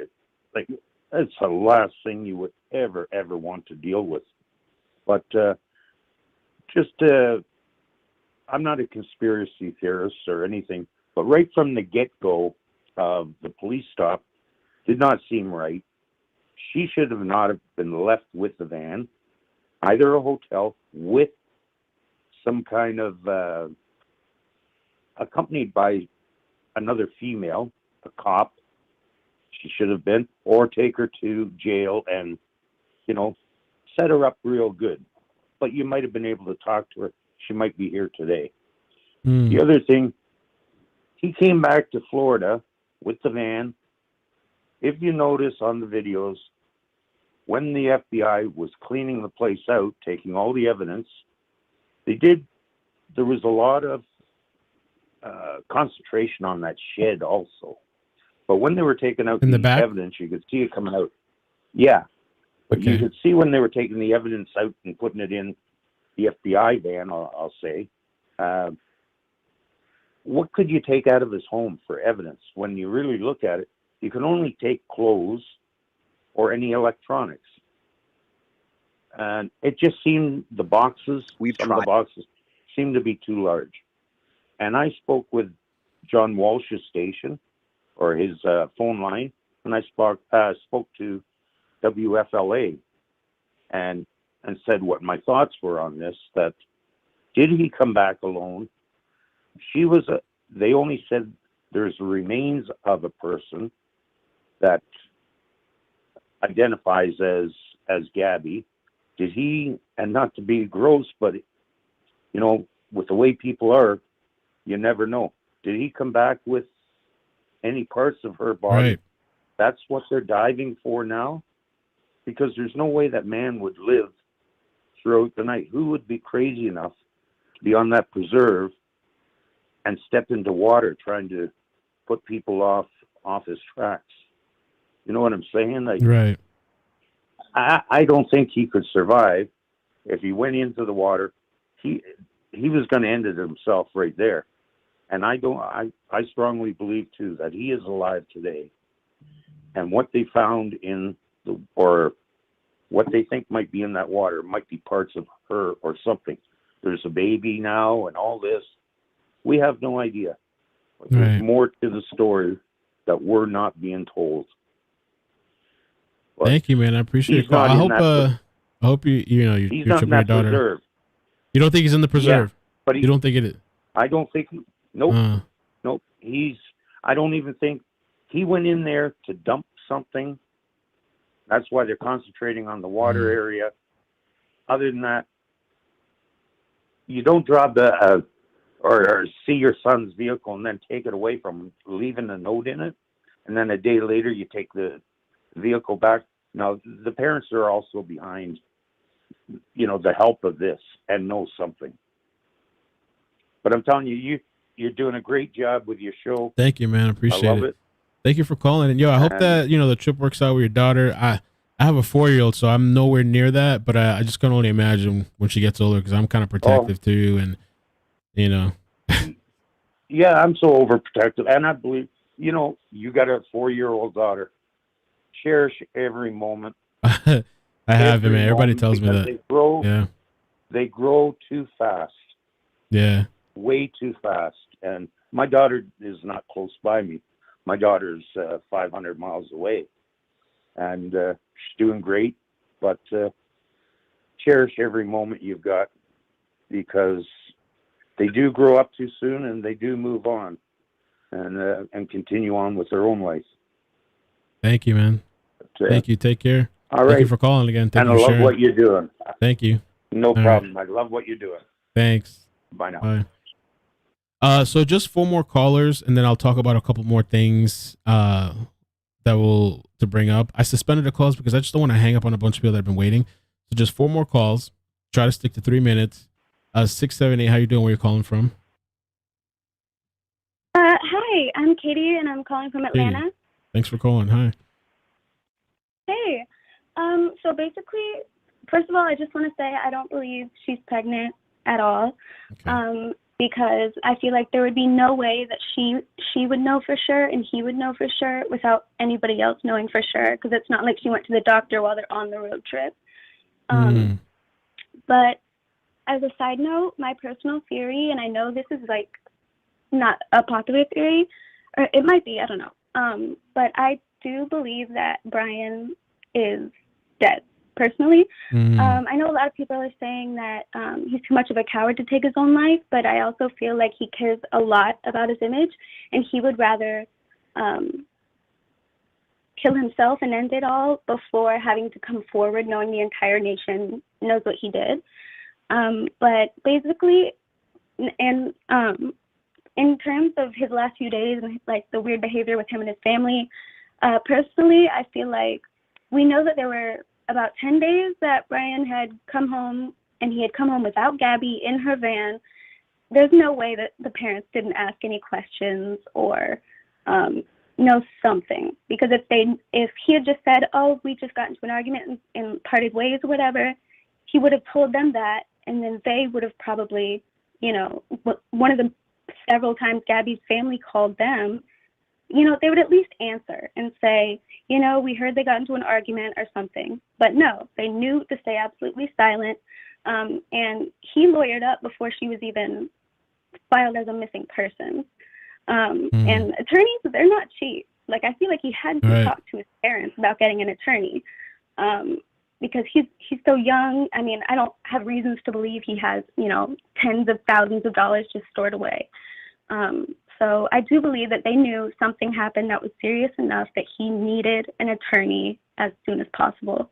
When did and exactly also, did he lawyer up? Do we know? I heard supposedly right when the August 12th incident happened. I don't know if that's true or not, or was it when he came back? Do you know anything about that? I thought, I just know that the day she was reported missing, he already said he lawyered up. Right. Okay. So it was either that day or before, but either way, before he left that house, they knew something was up. And we know that he probably left the house a few days before telling before his family said that he had left. And personally, I feel like the family knows how dangerous of a situation they're in because we all pretty much assume that they know something, and holding things back like that when there could have been a crime that occurred, they could get time. So I feel like personally, Brian may have told his family that he was going to come forward, so they didn't feel the need to tell the public that he had left because they just figured the FBI would say, he came forward, and they would leave all the media would leave the family alone and just wait for him to say something. Okay. But after a few days went by without anybody saying that Brian had come forward, they realized that, oh shit, he didn't go where he said he was going to go. Now we're scared that he killed himself because they're selfish. And so they told them that he left because they knew everybody would find out he's not there eventually. They wanted to cut their own liabilities. And now they're also worried for Brian because he didn't go where he said he would go. Okay. Thank you. Appreciate that. Yeah. Go ahead. Well, you can finish what you were going to say. Oh, I was just going to say that's why I feel like he acted like he was going to man up and stuff, but he knew the entire nation hates him. He doesn't want to hurt his image. I think he's too cowardly to come forward, so I think they figured that if he didn't come forward, he chickened out and probably ended it. Okay. All right. Awesome. Thank you for calling. Appreciate you sharing. Yeah, thank you. Thanks. Bye. There's a lot of people calling, but there's only 3 callers left. I suspended the calls so we can get through the calls. 318. How you doing? Where you calling from? Hi. Hi. Did you say? Oh, okay. I think there's a delay. I'm sorry. Yeah, it's a little delay. Just talk to me here. I'm calling from. I'm a brand new listener, and I'm calling from Louisiana. Hi. I'm a recovering trial lawyer, and I've just been crazy listening to all these folks talking about the law and what the police could do and all that stuff. It's making me insane. But I was calling because the pregnancy rumor, which is just a rumor, I don't know why anybody even wanted to start that, except that having worked in law enforcement and criminal law, the number 1 or number 2, it's in the top 3, cause of death of pregnant women is homicide. And I don't know why, but that's how it is. A lot of men that have the, the kind of Scott Peterson thing, it's a very high cause of death. It's bizarre. And secondly, but I think that's a red herring. I don't think that was it at all for him. But it's something to think about. But secondly, I wanted to say those police very much could have had him under surveillance. There was nothing, not Fourth Amendment, not anything, to keep them from surveilling their person of interest. They do it all the time. And as long as they don't harass him, I mean, they could have checked his trash. They could have done anything without invading his home or the curtilage around the home. So all these people saying, oh, well, they would have had to have probable cause. That's not true. They don't need probable cause to surveil somebody. I mean, you really only need suspicion to surveil somebody. They need PC to go in the house or to arrest him. So you feel they didn't do what they should have, what they did now fast enough. Like they didn't act fast enough, right? Like they could have done more. You feel right? Like, yeah, I mean, I hate to. I represented police for many years, but and I hate to think, and I hate to second guess them, but all the folks that are saying they could not have done they could not have surveilled him from, the street or wherever, they're wrong. Of course they could have surveilled him. Of course they could have kept an eye on him. They just couldn't interfere with his Fourth Amendment protected privacy, which is his home and the curtilage of his home. So, and this person, like they couldn't have arrested him unless they had probable cause. Okay. I mean, arguably, the probable cause could have been met just because he went with her and came back without her. I mean, you could throw that to a judge, and some judges might take that for probable cause. I don't think that's probable cause, but okay. I'm not crazy, but I just wanted to, and I also wanted to say about the police officers in Utah. Everybody's slamming on them. I don't think they had good info. I think there was a problem in relaying the message from one or two of the witnesses, and I don't think those guys. I don't think they knew what the situation really was. I think in the game of telephone between dispatch, the 911 and dispatch out, something happened. Well, and thank you. They got the wrong impression. Thanks for the input. Somebody said you're Nancy. You sound like Nancy Grace. That's for being funny. Oh, well, I'm a Southerner too. So yeah, but I'm just. I hate it when people beat up on the cops, but so I wanted to say, number one, yes, those cops could have surveilled. I think they kind of dropped the ball. But number two, those cops in Utah, they handled that situation with the information they had, and I don't think it was bad. I think it was unfortunate that they did not have the information that we now know from the 911 call. Right, that he had been hitting her and slapping her. I think that situation would have been handled differently. Right. But okay. yeah, enjoying your coverage of this. I've never seen you before this case, but thank you so much for being welcome. so. Yeah, thanks. Hope you stay. I appreciate it. Yeah, no, I appreciate it. Hope you stay. Hope you're subscribed. I said I hope you stay and hope you're subscribed. For I did. I did. Thank you. I appreciate yesterday. that. Okay, cool. Okay. Y'all have a safe day, and you too. Thanks. Hopefully we get more news today. Thank you. All right. Okay. Thank you. Bye bye. All right. Take care. Okay. Two more calls, and thank you guys, the two people that are holding, and I'm gonna get to super chats after real quick too. 970, how you doing? Where are you calling from? I'm calling from Boca Raton, Florida. Hey, thanks for holding all that time. Sorry about that. I got to get the call management a little bit better. Well, I wanted to first start off and let you know I'm not going to give any speculation. I just want to give a few facts to help everybody out. Okay. First off, the woman who spoke earlier about the surveillance was incredibly accurate with what she was speaking about, especially in South Florida. I think all major intersections have red light cameras. The FBI has been involved in this case fairly early on, and the van was brought in and registered as a crime scene pretty early on. Immediately when that van was brought in, you have to assume that the FBI was pulling footage in South Florida, but also pulling footage from other states to try to map out his travel route to Florida, back to Northport. So I want to eliminate any speculation that somebody flew to him and joined him in the van to take that trip with him. And if that did happen, the FBI is already aware of that, and that person would be made a person of interest. That would be something that the media would already have known by this point. So if his father did meet him, assist him in any manner with past the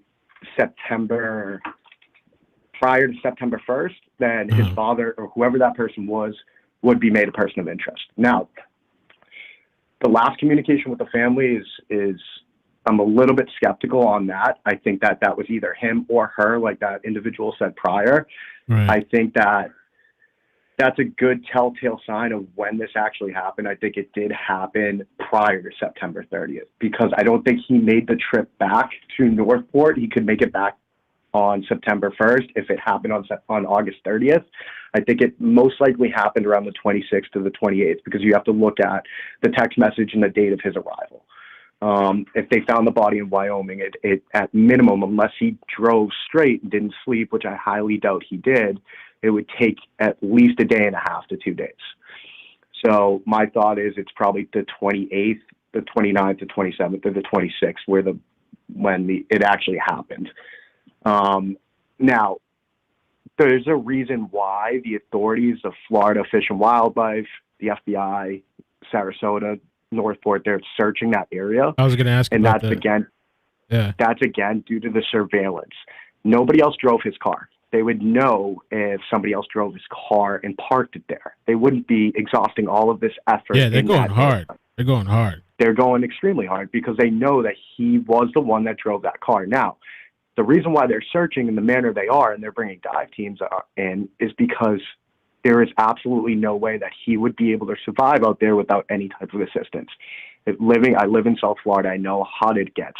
Mm-hmm. The elements out there are extremely, unless he has survival training, he's ex-military, which he's not. He doesn't have actual thorough enough survival training to be able to survive out there without assistance. So one of two things are going to come out that we'll see very soon.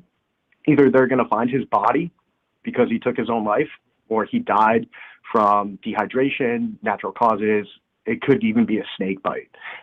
Something probably happened where he passed, or there is somebody assisting him where he exited that forest and could potentially have been picked up and taken out of there. It can't be a family member because the family was taken out of the house when they went in the house and put in that van in the front. So most likely, just to break all the speculation from everybody, he at one point entered that forest. He definitely parked that car there. They wouldn't be exhausting this effort unless he did. And they're either looking for his body and they're going to find his body, or they're going to eventually figure out his track. By his track, they have all the dogs out there they're able to track. They're going to figure out that he exited on a roadway at some point. And from there, they're going to have to investigate who could potentially be helping him, because there's no way he's going to survive out there. I don't care if he's a camper or a wilderness junkie or he's an avid hiker. You're not going to survive out there without water, food, shelter, bug shelter spray. For sure. I mean, you would need gallons of bug spray to survive out there. So my personal opinion, which is not a fact, is I think that he went out there with the intention of harming himself, and either the elements got him sooner than that, or he may have made a phone call out of there. Now, there's no way they're tapping his phone or anything like that. I don't think that he even brought a phone out there because they would have been able to ping the GPS. Mm-hmm. Or maybe he did bring a phone out there and they already have pinged the GPS. And that's another reason why they're still in that area, searching in that area. I don't believe the trail cam footage from 500 miles away. There's no possible way that this man traveled on foot 500 miles through the Florida wilderness.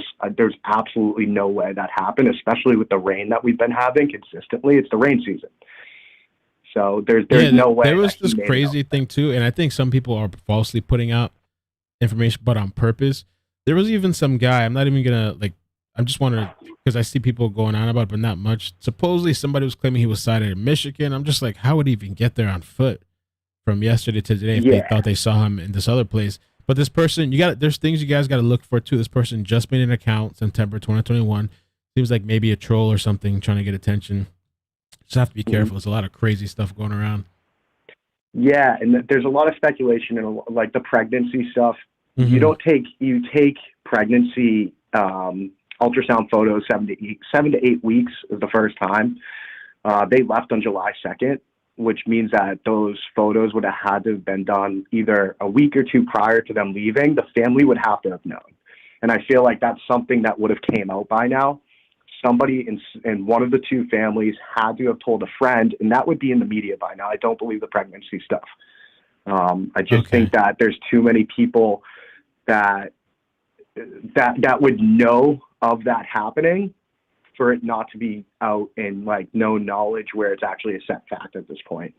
It's so far-fetched that that picture is their sonogram picture. That is so far-fetched. trust me, I believe in, I'm a big conspiracy guy. I look past a lot of things, but that is just way too far out to believe. Now, could she have been pregnant? Yeah, absolutely. But I think we would know. We would know that by now. As of Yeah, I think we're gonna. If she was at all, I think we'd find out by the autopsy and stuff.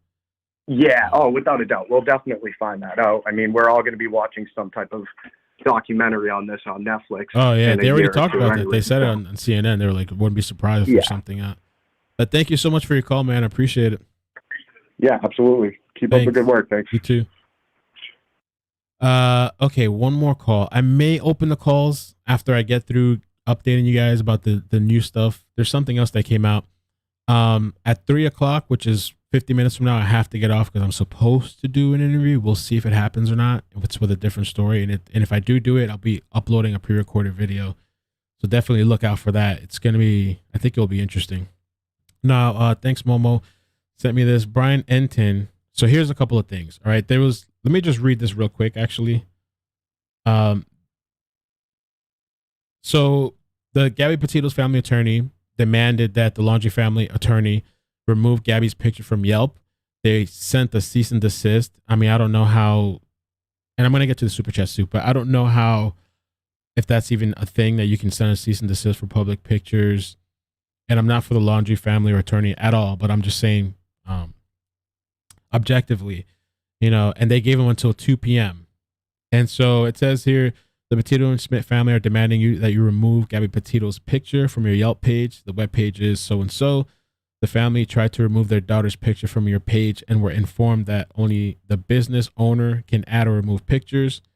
Furthermore, the Petito and Schmidt family demand that you cease and desist posting pictures of Gabby Petito to any and all of your social media pages, web pages, or advertisements in an effort to gain business. I'm sure this will be taken care of by 2 p.m. or I will take further action. So apparently there's a response now, right? Let's start here. Laundrie attorney Stephen Bertolino, response to Petito family attorney. This is sad. I have never used social media or any other electronic platform for advertising other than maintaining a website. I do not control the internet site nor the hacks and public that have been overrunning the internet with fake comments and posts. Yesterday, Yelp had to shut down its page for my firm due to its inordinate and unconfirmed posts. I would certainly agree with Mr. Stafford that any such post is I would certainly agree with Mr. Stafford that any such post he is referring to should be removed, but advise him that I have no control over that Yelp site. So I don't know if there's somebody else running it or not. This whole thing is a whole fiasco. Now it's this whole kind of going back and forth with this Twitter Yelp page. And by the way, the Laundrie's family attorney, Stephen Bertolino, I saw the page. I don't know if it's still up now. Maybe it got taken down, but I was looking at it last night. Like the internet and the web, they were bombing the. I mean, I was like, holy crap! Like they're not playing. You know what I'm saying? They're really going in. Last caller. Sorry. Let me take that call. Just wanted to give that update. 407, and thank you for holding. 407, how you doing? Where you calling from? Hello. Hi. Hey, this is Jody. I'm calling from Orlando, Florida. Hi, welcome. Thanks for calling.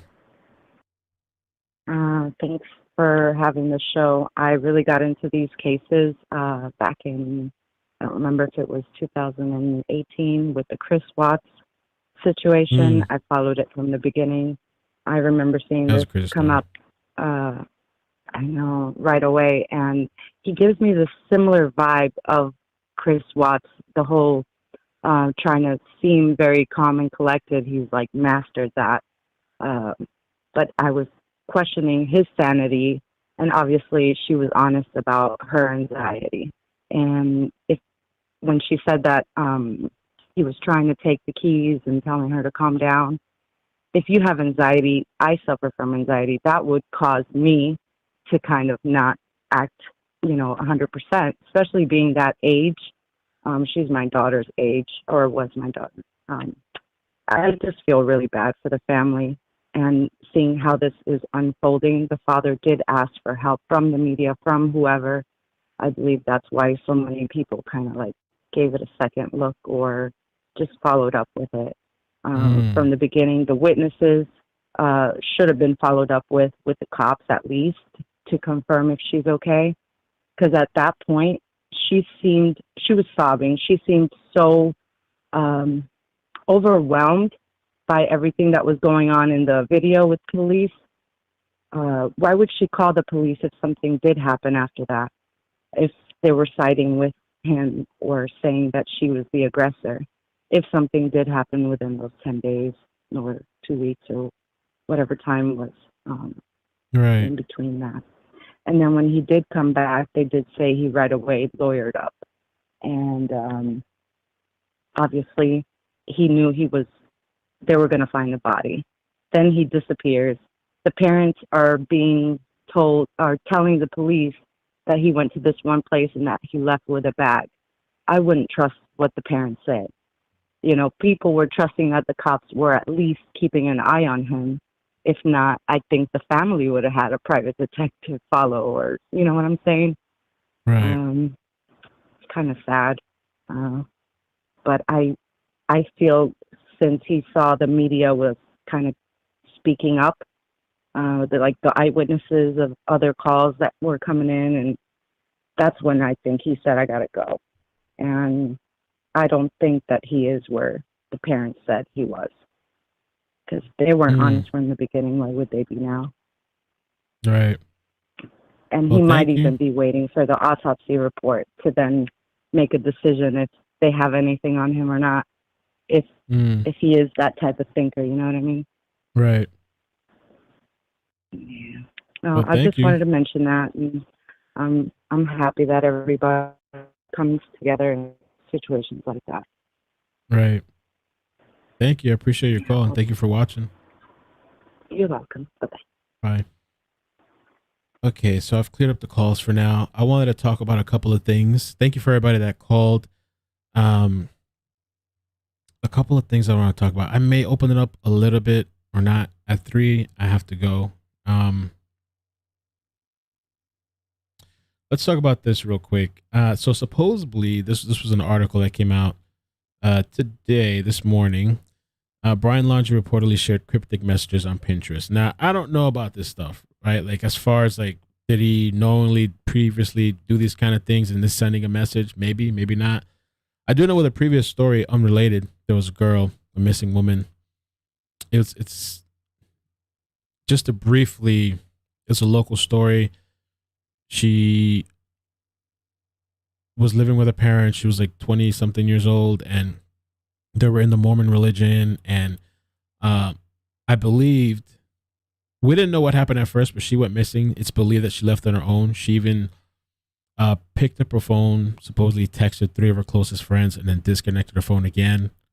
But what I believe was happening, part of the issue was her sexuality and her possibly being into women.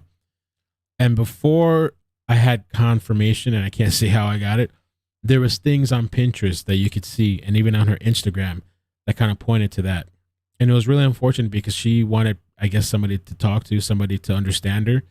And I guess she didn't have that. And then that's a very strict religion. Even though they say they're open to that, Mormons have a very long history of just kind of craziness. And so anyway, with that story, she had little bits and things like this on the internet that you could find. And then I actually confirmed it. I had people call me. That's part of the reason of what it was. But anyway, so just to say that it doesn't mean that it can't be anything. Sometimes maybe it is. Gabby Petito's missing boyfriend, Brian Laundrie, apparently shared cryptic and foreboding images and messages on Pinterest, including one last month that read, "Don't try to find me. I have finally escaped my master's wicked clutches." A little closer. The 23-year-old, who has been named a person of interest in the Long Island native's homicide, appeared to post under the account at Laundrie 1197, although it has not been confirmed, which I pulled up that account as well. But the news outlet noted that the account shares albums with a page belonging to the Laundrie slain girlfriend and apparently also his mother, Roberta.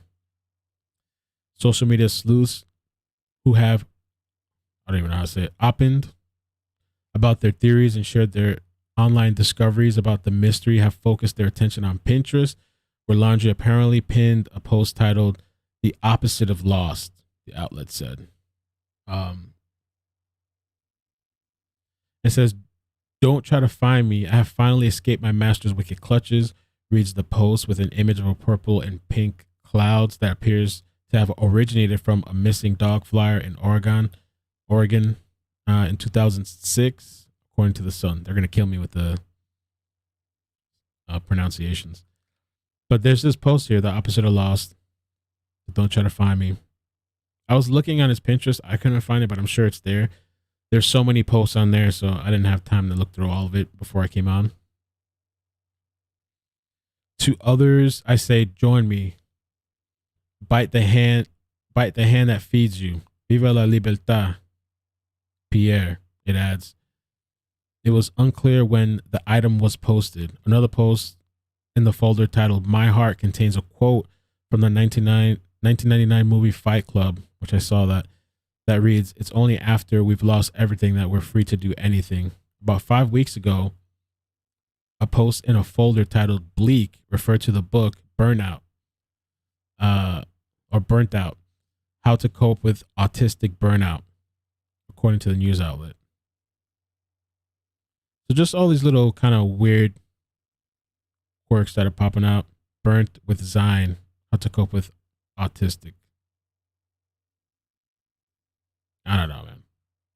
Could it be connected? Could it not? I have no idea. Let me refresh this real quick. Oh, the boat theory. Oh, and I got to show you guys the this woman too. What I'm trying to do with the lives is like I'm trying to bring everything condensed if possible. And then we do calls too as well sometimes, but just all the information condensed.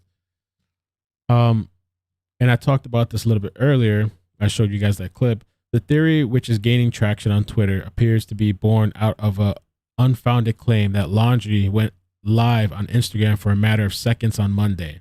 I should have asked some of the callers about that. A clip circulating on Twitter appears to show a body of water and the side of a green vessel before abruptly cutting out. Viewers of the clip are attempting to claim that Laundrie accidentally went live on Instagram before realizing and hastily cutting off the feed. Let me show you the clip from this. Also, supposedly the person reportedly saw Brian.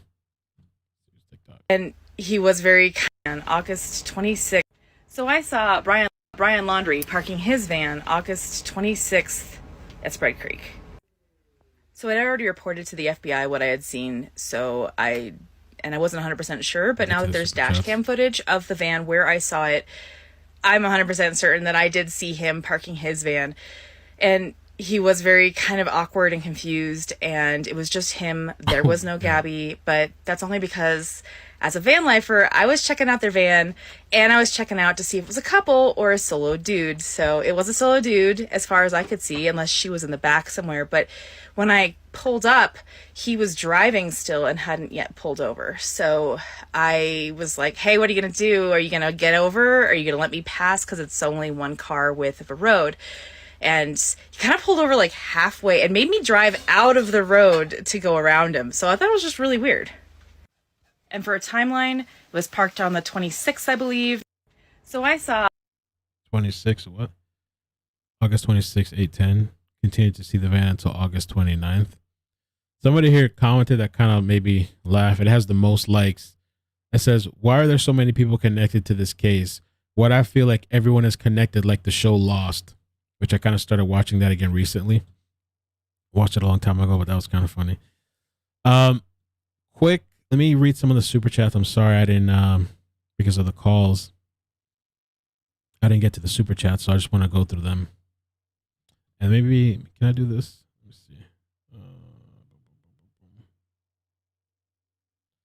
see. Thank you for the coverage. Check out NY Post article on the Pinterest account. Thank you, Terry. We just did that. I think that was from earlier, though. Lakeside, so I read these. So why is there a dive team out there? They said it's just normal procedure. I'm good 78. Thank you for the super chat. I can't imagine what her loved ones are going through, knowing she died alone or wondering what her last moments were like. Devastating. Gina Janine, thank you for the super chat. Oh my God. A troll, but thank you for the super chat. Tiffany, thank you for the super chat. Nessa said next, I guess, to one of the callers. Thank you. Dr. Latina, hey, how you doing? Melvin, thank you for being so respectful to each caller, regardless of their style or pace of speech. You're quaint. Oh, man. You're Jesus. Why did you do that, Latina? You're quintessentially professional. Thank you. I think you did it on purpose. I appreciate that. No, I try to be, respectful. There's funny moments too that we have when people call in, but I try to be respectful. Like the person that said, I think she has anxiety and something like that, and she was kind of fast talking. I try to tell myself to slow down, but normally I fast talk like that too. But it's kind of bad for reading because I don't pronounce the words properly, so I've been trying to slow myself down. Terry, thank you for the super chat. Spinning chair.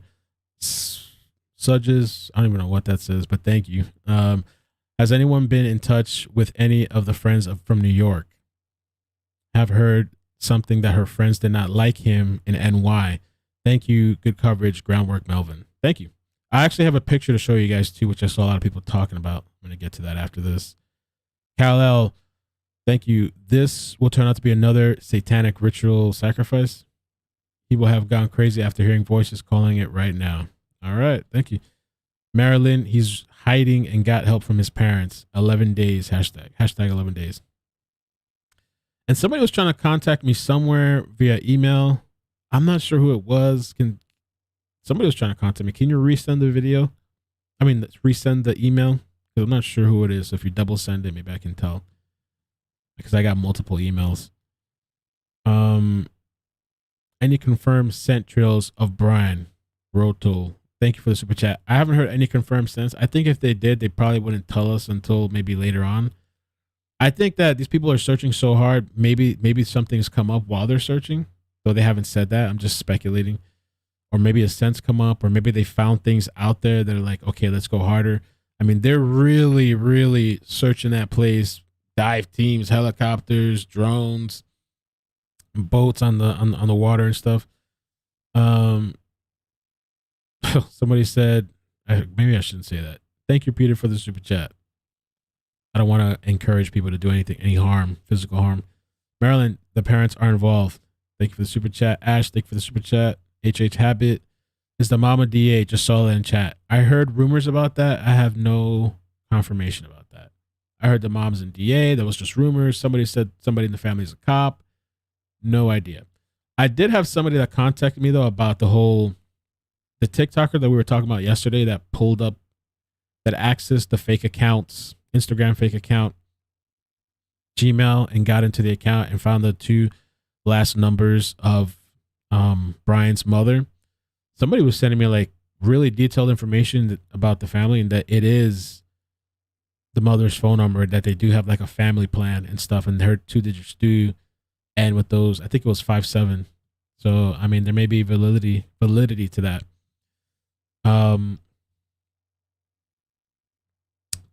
Sari Duque says, I'm a full OCD perspective breakdown. I typed the full OCD perspective breakdown of the body cam footage. I think is BS so important to share. I messaged you on your IG merch page. I don't have any merch on there, but thanks. I was trying to set it up one time, but I never couldn't do it. Diami, thank you for the super chat. Tiffany Ramirez, on another YouTube channel, they had a theory that when he was hitchhiking, he got out because they took the split away from the van, and if he was going back to it, he had to go before he got further away. Kind of having a hard time reading that. I'll try one more time. On another YouTube channel, they had a theory that he was hitchhiking. He got out because they took the split away from the van, and if he was going back to it, he needed to go back. He needed to go before he got further away. All right, thank you. Caitlin, pull up the slow-mo vid capturing the van right behind their parked van in the field. Is a man doing something on the ground in a area. She was found dead. I think that guy Nerve Gorilla, I think debunked it, I believe, and he said that's not a body. I mean, that's not a person standing out there in the middle of the field. Pinky Ivy, thank you. I think I don't know if we talked on Twitter, but thank you for the super chat. Thanks for providing such a great forum. Michelle Hilton. If he is a textbook narcissist, which I suspect he is, it is highly unlikely he committed suicide. Suicide rates for narcissists are extremely low. Interesting. Good point. Okay.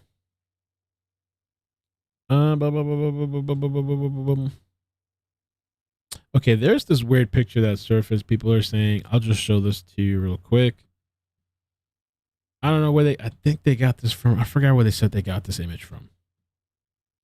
There's been a lot of talk and people wondering, does Brian own a gun? I don't know. So this is like an enhanced or an image that was zoomed in, that it does look like a gun, and it actually does look similar to that. This was, can somebody tell me where this was at? I forgot where they got this picture from. If anybody in the chat. And they're also saying the flip-flops. I'll give it a second. I know it's delayed. I forgot where they said they got this image from. I don't want to missay. So people believe he owns a gun. I don't know if it's true or not. They didn't want to confirm that.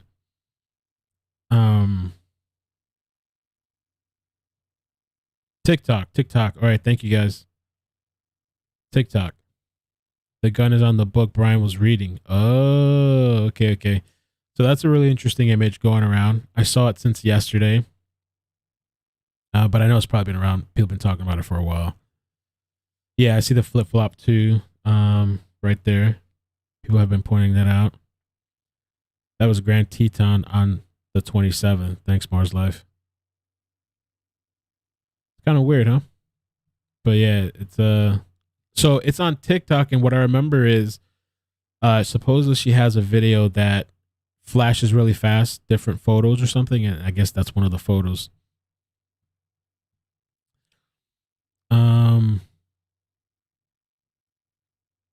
Let me see. Marcus, thank you. Okay, P.S. Urias, thank you for the super chat. Mom is not ADA, a DA, no family in LE. Thanks, Mel. Thank you for that. Brits Krieg, thank you for the professionalism. Stay skeptical though. Trust but verify. True, very true. Thank you for the super chat. Brittany says, why hasn't anyone looked into the storage unit? That's a great question. Storage unit that is storing all of their shared belongings. What is the story behind that anyways? The only thing that I could get on that, I'll read it to you real quick. Let me pull up a link because I have this link saved. A timeline link. Bookmarks, search tools. Okay. The only thing about that, with as far as that,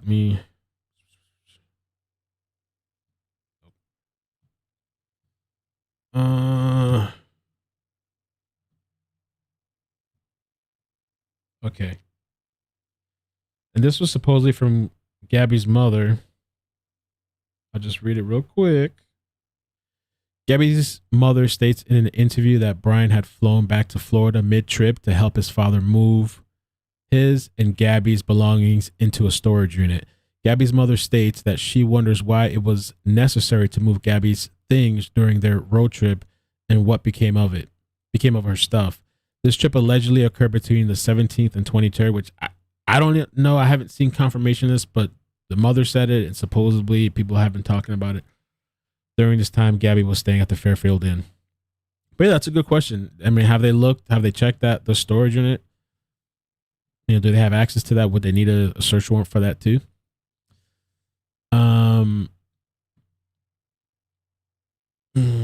Marcus says, did anyone see the bullet hole in the tree at the scene of the body? They showed it on the news last night. So iCkEdMeL, look at your picture in a DM. Can I Alexa? Okay. Oh, okay. I know who she is. All right, I'll check that out. Thanks. Oh, so okay, this is what Momo sent me. Somebody sent me like an article to that, but is this what you're referring to? Okay, paint marks, stumps, and rocks Tuesday at the crime scene where remains of Gabby Petito were discovered on Spread Creek, east of Grand Teton National Park. I don't know. I don't know. So that's what you must be referring to. Thank you for that super chat. Yeah, she sent me that, but I wasn't sure what it was about. Interesting. NP, I love seeing some of my favorite YouTubers get the recognition they deserve doing the work. Thank you, NP. I appreciate that. Gracias. Let me check Twitter too for that post. Oh, okay.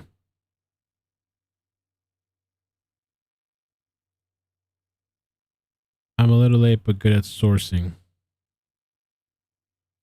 I want to find the whole thing with the sonogram, and I'd like to find the actual picture of what the person that called in stated. It's actually for something having to do with like wood or conservation. Where's this image that I downloaded? Here it is. Somebody sent me this. I don't know. Could that have been something on your lift? Pack it in, pack it out. I have no idea. Thank you for that. Oh, excuse me. There was another. Was there something else? That looks like a sonogram. Thank you for being so humble. Thank you, Christine, for what you sent me. Gabby Petito, her best friend's interview. Yeah, we saw that.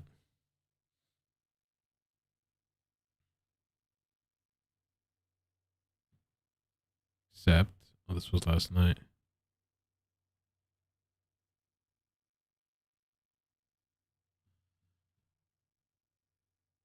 Okay. Oops. Did I just close everything out?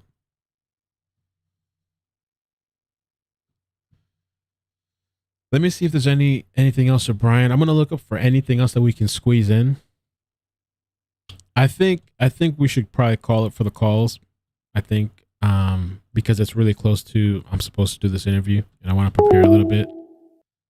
I may be back later though. I mean, I'm definitely, if the interview happens, which I hope it does, I really hope it does, because it'll be, I think, really insightful, and it'll be it's a good thing.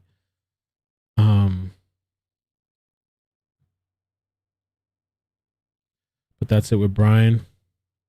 The drama with the lawyers. We got that. Oh, somebody's calling. I close that out.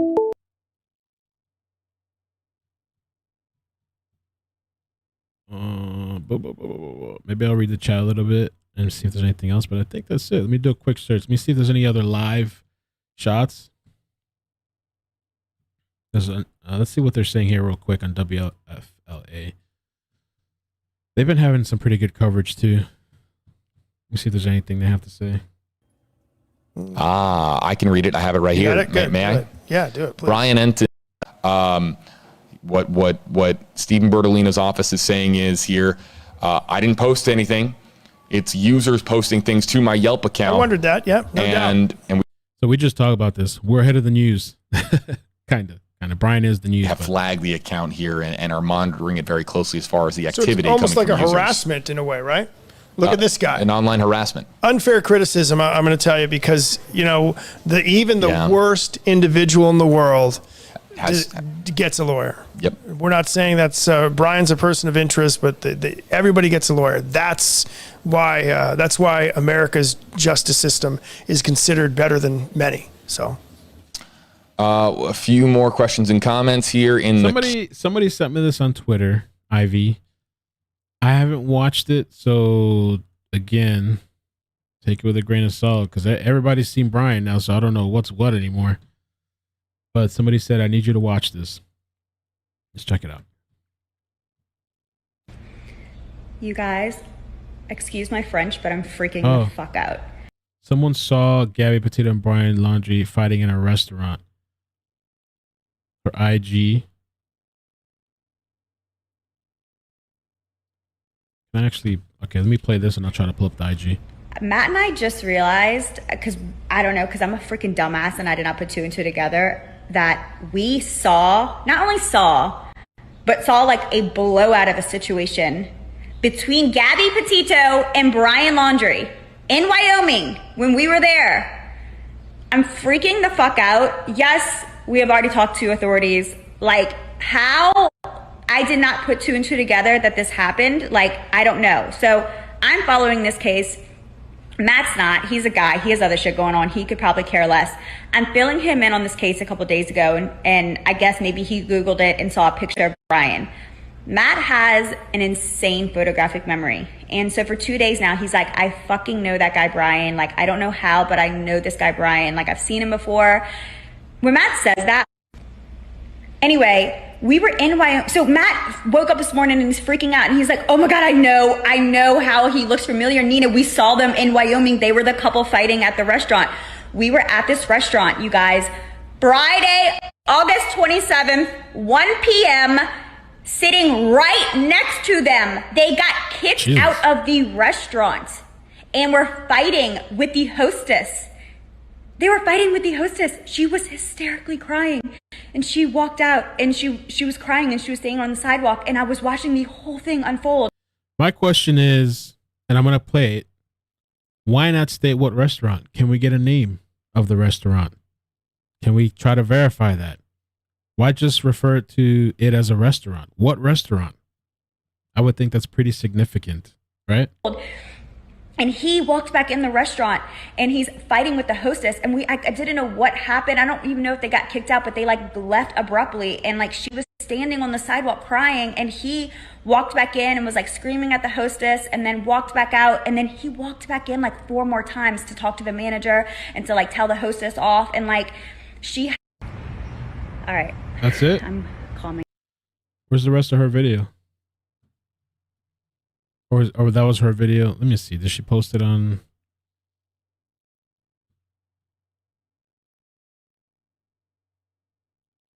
So weird. Let's see.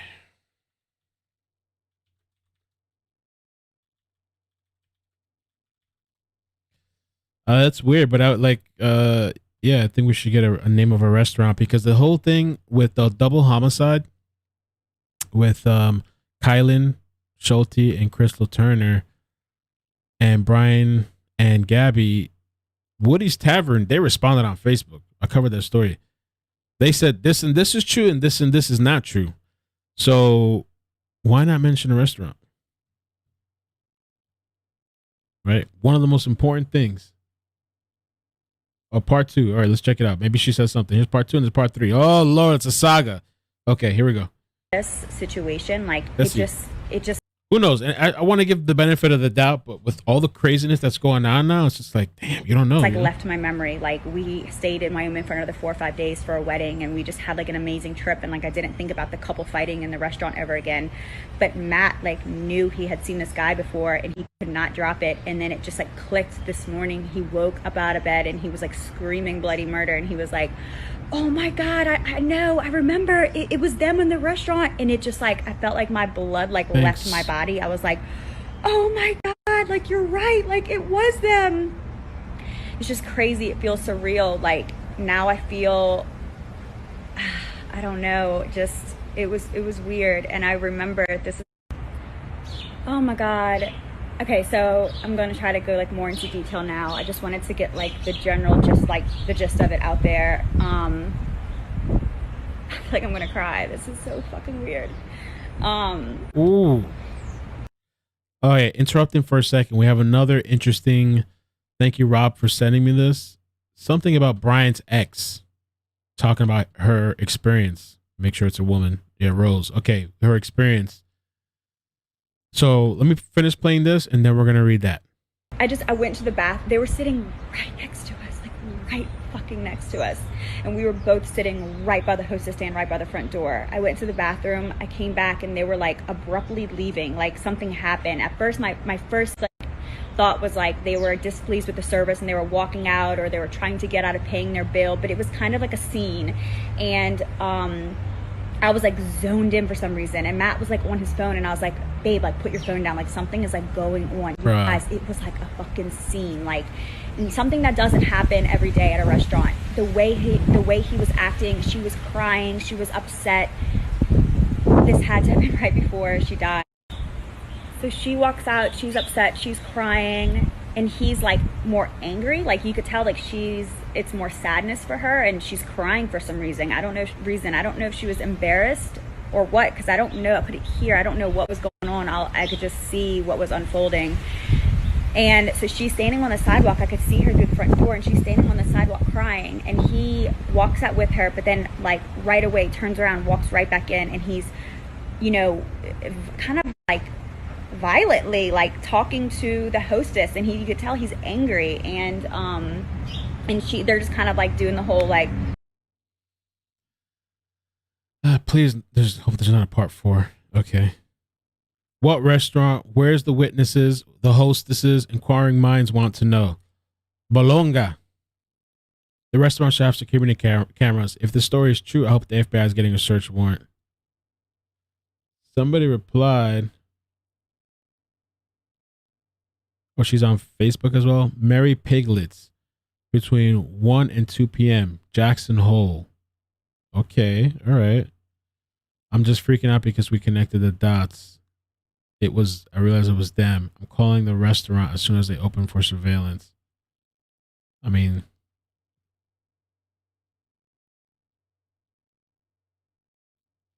I don't know. We're going to have to see what comes up with this. Call Mary Piglets. Let me see the last part of the video. Probably 4 more times.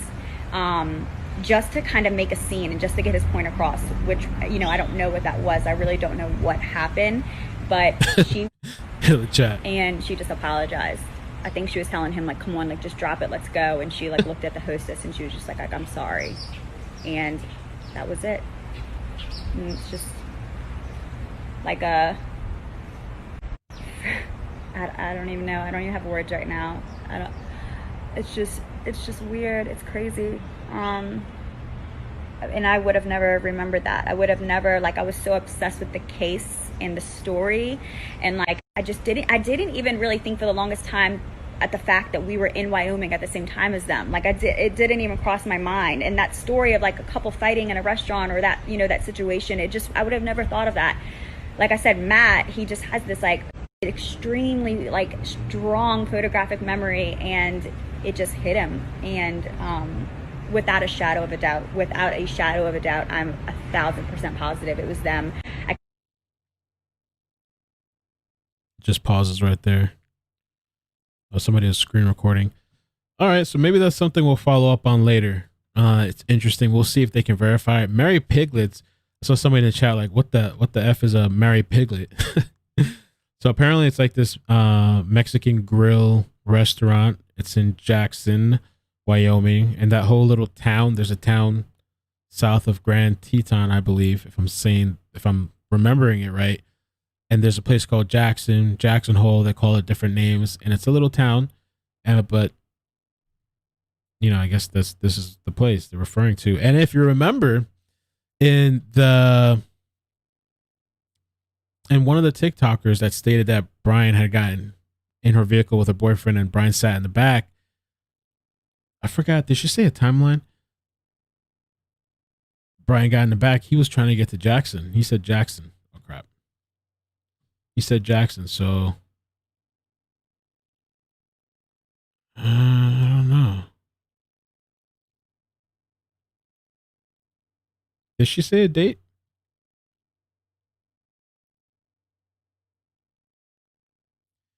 I was about to comment the same. Extremely popular place. So apparently that's a popular place over there too.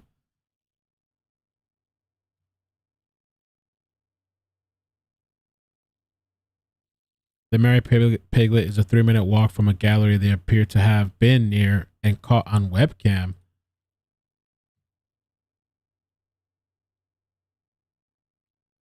Let me save this.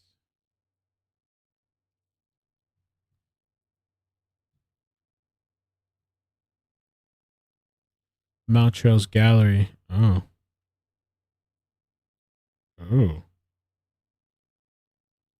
I don't know. Yeah, I haven't heard about this. I didn't know about this. 8/28/2021. Oh, the Jackson thing was 8/29, so I guess it would have been like maybe after the fact, but maybe after he did what he did or whatever happened. Yeah. I don't know. She could be telling the truth. The thing is, if she is, well, if it happened at a restaurant, there should be multiple witnesses, maybe cameras. There's even a camera outside. Maybe those people can come forward. And so maybe they had multiple instances throughout this trip of problems, you know? When I saw that camera, I was like, there's no way it's the first time. I mean, the body cam, I was like, there's no way this is the first time. It's happened multiple times. Let me read you guys too, because we're getting up to the marker. I wanted to show you guys this interesting article somebody sent me. She said 27, and this one says 28. Okay.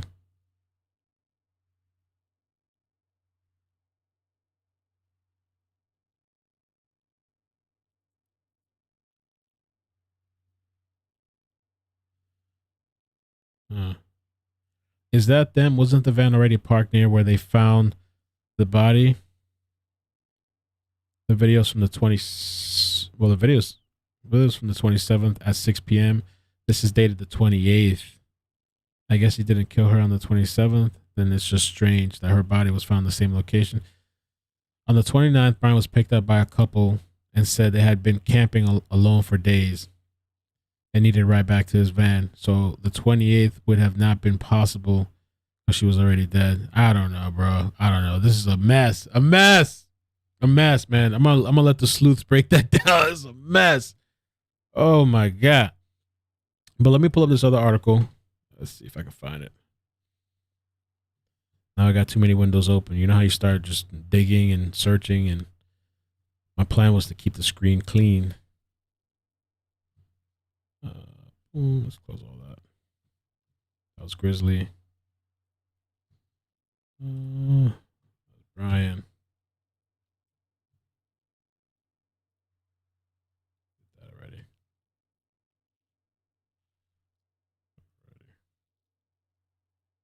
Okay, finally. So let's read this too. Just squeeze in as much as we can squeeze in. Oh, thank you. Brian Laundrie was controlling suffered episodes, Gabby Petito's friend says. Oh, I thought it was the ex. What the hell?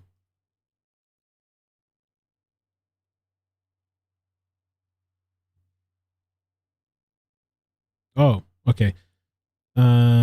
Gabby Petito's boyfriend, Brian Laundrie, who has also gone missing, is being sought by the FBI, suffered with jealousy and control issues, and experienced episodes in which he would hear voices and not be able to sleep, Petito's friend told the Daily Mail. Rose Davis of Sarasota described Laundrie as a controlling, manipulative boyfriend, and one incident stealing Petito's ID so she wouldn't go out to bars with her. Is this the same story or is it a different person? Sounds a little... Oh, yeah, I think this is the same story. Petito had described the strange episodes to Davis, which at times forced Petito to sleep at her house.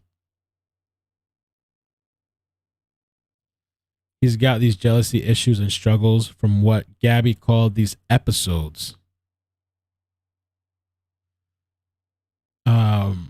Where he would hear things and hear voices and wouldn't sleep, told the outlet. Same story? I don't remember hearing this part. I listened to that video. Maybe I missed it. Slow down. David says she used to consider Laundrie a friend after spending time with what? Time with the couple. Yeah, this is old. Okay. Somebody, the way it was titled, the way somebody sent it to me, it looked like I thought it was the ex. All right. You got me, New York Post. Sorry, guys. Didn't mean to do that. All right. Let me see if there's anything else, and then we'll call it. Oh, one little... We'll end off on this, all right? How about that? law enforcement sort of lost track of this man at the beginning. He was already a person of interest, so to speak, as soon as he returned without his fiancée. Why were they able to lose track of him so easily, and why has it been so difficult to find him? Yeah, so the difficulty, it's really hard to find someone that is even looking to be found, that's missing and wants to be found, that's signaling to searchers. But when you have someone that's being deceptive, that may have collaborators working with them, that has the environment and the weather on their side, it makes it very, very difficult for responders to find that person. So there are a lot of factors involved there. So how likely is it that he actually is at the Carlton Reserve? Because we know his parents weren't always acting in the most cooperative manner with police, and they are the ones telling police that he is there. So number one, do we know whether that's even true? And number two, what are the particular challenges with finding someone in the Carlton Reserve? Right. So a lot of the challenges in the Carlton Reserve are that it's mostly water. And so trying to get searchers into that area, to the dry spots to look for him, very difficult. Because most of it's underwater, you don't have the typical footprints or other trail sign that you would have looking for a normal missing person. Not good access for the responders as well. There aren't that many groomed trails or prepared and maintained trails in the area. The weather has made it very hard as well. With rain, visibility is diminished, and rain and weather wash away clues like footprints as well. So those are some of the challenges that they're seeing right now. And as you've seen the drones in the aerial, whenever there's weather in the area, that makes it harder to do any sort of aerial searching with FLIR or thermal imaging. The other thing, I was reading this post from this guy on Facebook, Gunter Hill. I mean, I saw the post where Brian had this solar panel and he had like a cell phone charge. Silvio showed me that. This guy says if there are cow fields around the reserve, extend your search in those areas. It's much easier for a person to mask both their heat signature and their scent in those areas. We live in a place in Central Florida, a lot like the area in question. A local FWC officer suggested this to me at the gas station this morning. P.S. Do not allow the heat and bugs to help you decide he's not there. Areas near cow fields have much lower bug numbers due to the high nitrogen levels in the water. Also, every Florida wild edible is in season right now. Using only Florida and wild betony. What is Florida betony? Let's see that real quick. Florida betony. What the hell is that? It's not betony. It's betony, iCkEdMeL. Oh, it's like some sort of plant. Something. I had a teacher one time message me. She was pissed. Like, I used to be a teacher, you so-called journalist. Like, she was going off on me. I was like, damn. And wild. Let me see something real quick. Okay. And wild lettuce, a person could survive until first freeze. The issue is water. Not only will you need to clean water, he will need to boil it. Even if he had 2 full gallons of water, he will run out in about a week. And need to start a small fire to sterilize it. I wonder if there's any tools or gadgets you can use, because if he has a solar panel, maybe he wouldn't need to start a fire. Right? I saw that one video where he has a solar panel. I mean, I don't know if they have like portable solar panels. It looked like just this thing, a smaller type of thing that he had. I mean, I know too that there's cell phones. There's batteries I've seen that they have like a solar panel, like or a phone case or something like that. I've seen devices that have a solar panel attached to it. And so you can just charge your device out in the go, like in the sun and stuff, just leave it out.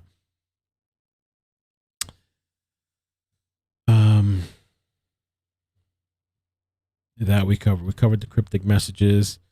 There's a guy here for the people that are mentioning Maybe I'll just put this guy's link in the description. Something to check out. Some people believe that it is a person out there in the field, white or blue. I don't remember. Bethune, the channel that the couple found the van and they drove by it. This guy kind of slows it down. Some people believe it's a person out there moving and moving around and stuff. I'll put the link in the description so you get, if you want something to watch, you guys can go check that out as well. Let me put it down here. His name is Aaron Stoner.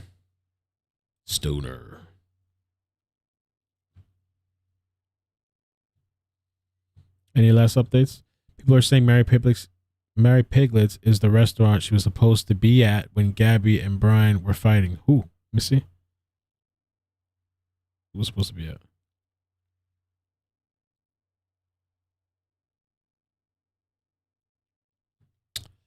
So, let's see, anything else? Anything else? I'm already past my time now too. Let's see. Final check. Final call. Yeah, I think that's it. Let me check super chats and we'll get out of here. Yo, thank you guys again so much for coming through today. And thank you for all the callers. I wanted to make sure I had something to at least talk about. I didn't want to just show up with nothing. Let me do this. Lone Star, thank you for the super chat. Says this would make sense that she was alive then because it was rumored that she liked an Instagram post from Chad and Claire. I did hear about that. Somebody sent me that. Angelinik 10, thank you for the super chat. Kendrak 2009, thank you for the super chat. Hermie Binson, thank you for the super chat. I think the books he was reading show his potential. Oh, sorry. I think the books he was reading show his potential mindset a lot. A van life trip spirally to murder sounds like Chuck Flanagan book. Chuck Flanagan. I don't know how that's said. Chuck Flanagan. Ladybug, thank you for the super chat. Herm Benson, thank you for the super chat. Caitlin Lee, definitely would need a warrant for the storage unit. Definitely looks like bullet holes in the tree. It kind of does. K, seen at bar northwest of remains. If didn't go to Yellowstone.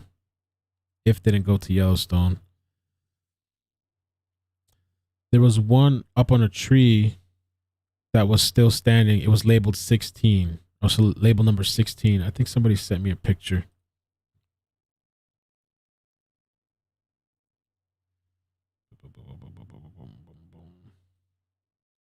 Oh, okay. Lovable. Thank you for the picture. The qualities. Oh, that says 15 though, I think. I'm not sure. It could be 15, 16. Maybe this is the one. Maybe it's the same one. I don't know. That could be the image people are talking about. I think that's the same one we looked at. But he's let's see. He said 16. The cluster. On Brian's Pinterest page, if you scroll down to his board called Life Goals, there is a shared board with Gabby, his mom, that has a bunch of baby stuff. Oh. Pinterest. What do you say it's called? Life Goals. Oh. Okay, I see. Share board with Gabby, his mom, a bunch of baby stuff. Okay, I see. All right, I see what you guys are talking about. Thank you for that. Appreciate that. Dad Squash, try putting your hand in that position. The contrast is also higher on the hand/gun. Oh, than any of the rest of the picture. It's that fake. People are saying that picture is fake. I might have to go to the actual, if you're talking about Gabby, or you're talking about the van thing. The Gabby picture, I have her Pinterest. Or TikTok. It was her TikTok. I can go look at another time. Tiffany said, sorry, he needed to hear her out when he noticed he was going further away from the van. there was a split in the road just before he got out. Oh, okay. Thank you for clearing that up. Barefoot Farmer, I think everybody might be hiding something about why he actually went back to Florida. Thank you. Lori Ludwig, on body cam footage, Brian says he doesn't have a phone, then he takes one out of his pocket. Oh my God. we're gonna have to clip that. I'm sure some other YouTubers did that. I know he contradicted himself. I didn't realize he pulled one out. ASMR Jam. Brian Laundrie headed to St. Mark's National Wildlife Refuge, Northwest Florida, was inspiration for Annihilation book he was reading on the hammock in their YouTube video. Yo, thank you for the super chats, man. Guys, I'm going to get out of here. Thank you so much for joining. Please hit like on the way out. I would really appreciate it. Make sure I didn't miss anything. Oh, Robert Sheridan. Restaurant confirmed they were there. Check original girl's story on Instagram. What's her Instagram? Is it the same name? I pulled up Nina. Okay, let's see. Oh, it's on her Instagram. Excuse my friend. Damn, do we stay longer? Shit. I'm a freaking dumbass and I did not put two and two together that we saw, not only saw, I'm going to skip past the parts we saw, okay? But saw like a blowout of a situation between Gabby Petito and Brian Laundrie in Wyoming when we were there. Did I just let it ride? I'm freaking the fuck out. I did not put two and two together that this happened. Like, I don't know. Thank you, Robert. So I'm following this case. Matt's not. He's a guy. He has other shit going on. He could probably care less. I'm filling him in on this case a couple of days ago, and I guess maybe he Googled it and saw a picture of Brian. Matt has an insane photographic memory. And so for 2 days now, he's like, I fucking know that guy Brian. Like, I don't know how, but I know this guy Brian. Like, I've seen him before. When Matt says that, anyway, we were in Wyoming. So Matt woke up this morning and he's freaking out. And he's like, oh my God, I know how he looks familiar. Nina, we saw them in Wyoming. They were the couple fighting at the restaurant. We were at this restaurant, you guys. Friday, August 27th, 1 p.m., sitting right next to them. Jesus they got Christ. Kicked out of the restaurant and were fighting with the hostess. They were fighting with the hostess. She was hysterically crying. And she walked out and she was crying and she was staying on the sidewalk. And I was watching the whole thing unfold. And he walked back in the restaurant and he's fighting with the hostess. And I didn't know what happened. I don't even know if they got kicked out, but they like left abruptly. And like she was standing on the sidewalk crying and he walked back in and was like screaming at the hostess and then walked back out. And then he walked back in like 4 more times to talk to the manager and to like tell the hostess off. And like all right, I'm calming down and I'm going to try to speak more clearly. I don't even know if these videos are uploading or if they're uploading in order or if they make any sense.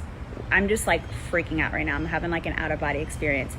How I did not remember this situation, like it just like left my memory. Like we stayed in Wyoming for another 4 or 5 days for a wedding and we just had like an amazing trip and like I didn't think about the couple fighting in the restaurant ever again. But Matt like knew he had seen this guy before and he could not drop it. And then it just like clicked this morning. He woke up out of bed and he was like screaming bloody murder and he was like, oh my God, I know, I remember it was them in the restaurant. And it just like I felt like my blood like left my body. I was like, oh my God, like you're right, like it was them. It's just crazy. It feels surreal. Like now I feel I don't know, just it was weird. And I remember this is oh my God. Okay, so I'm going to try to go like more into detail now. I just wanted to get like the general, just like the gist of it out there. I feel like I'm going to cry. This is so fucking weird. I went to the bath. They were sitting right next to us, like right fucking next to us. And we were both sitting right by the hostess stand, right by the front door. I went to the bathroom. I came back and they were like abruptly leaving. Like something happened. At first, my first like thought was like they were displeased with the service and they were walking out or they were trying to get out of paying their bill, but it was kind of like a scene. And I was like zoned in for some reason and Matt was like on his phone and I was like, babe, like put your phone down, like something is like going on. You guys, it was like a fucking scene, like something that doesn't happen every day at a restaurant. The way he was acting. All right, I'm gonna fast forward because we listened to this and I have to like jet. So she walks out, she's upset, she's crying. and he's like more angry. Like you could tell like it's more sadness for her, and she's crying for some reason. I don't know if she was embarrassed or what, because I don't know. I couldn't hear. I don't know what was going on. I could just see what was unfolding. And so she's standing on the sidewalk. I could see her through the front door, and she's standing on the sidewalk crying. And he walks out with her, but then like right away turns around, walks right back in, and he's, I gotta turn the volume down. you know, kind of like violently like talking to the hostess, and you could tell he's angry. And they're just kind of like doing the whole like I didn't even really think for the longest time at the fact that we were in Y'all, this is crazy.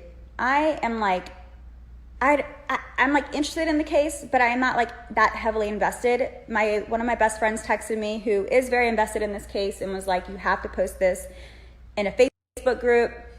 So I think I made the mistake of doing so, because now I am being blown, like I'm being blown up and I'm being torn to shreds.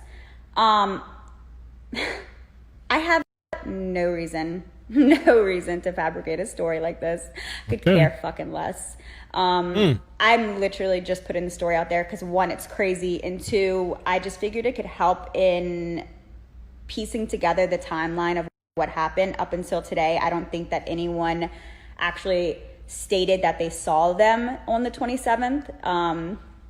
I don't know. Like I said, I'm not that invested in the case. I don't know the exact timeline, but if you think it sounds crazy, like, I agree. It sounds crazy to me too. Like, I'm still in shock. Like, I can't believe that this happened. I can't believe that we not only like saw them, like we didn't just see them walking on the street. Like, we witnessed an incident, like a whole like ordeal. Like, it's crazy. And I didn't put this out there for attention or for any other reason, for any other ulterior.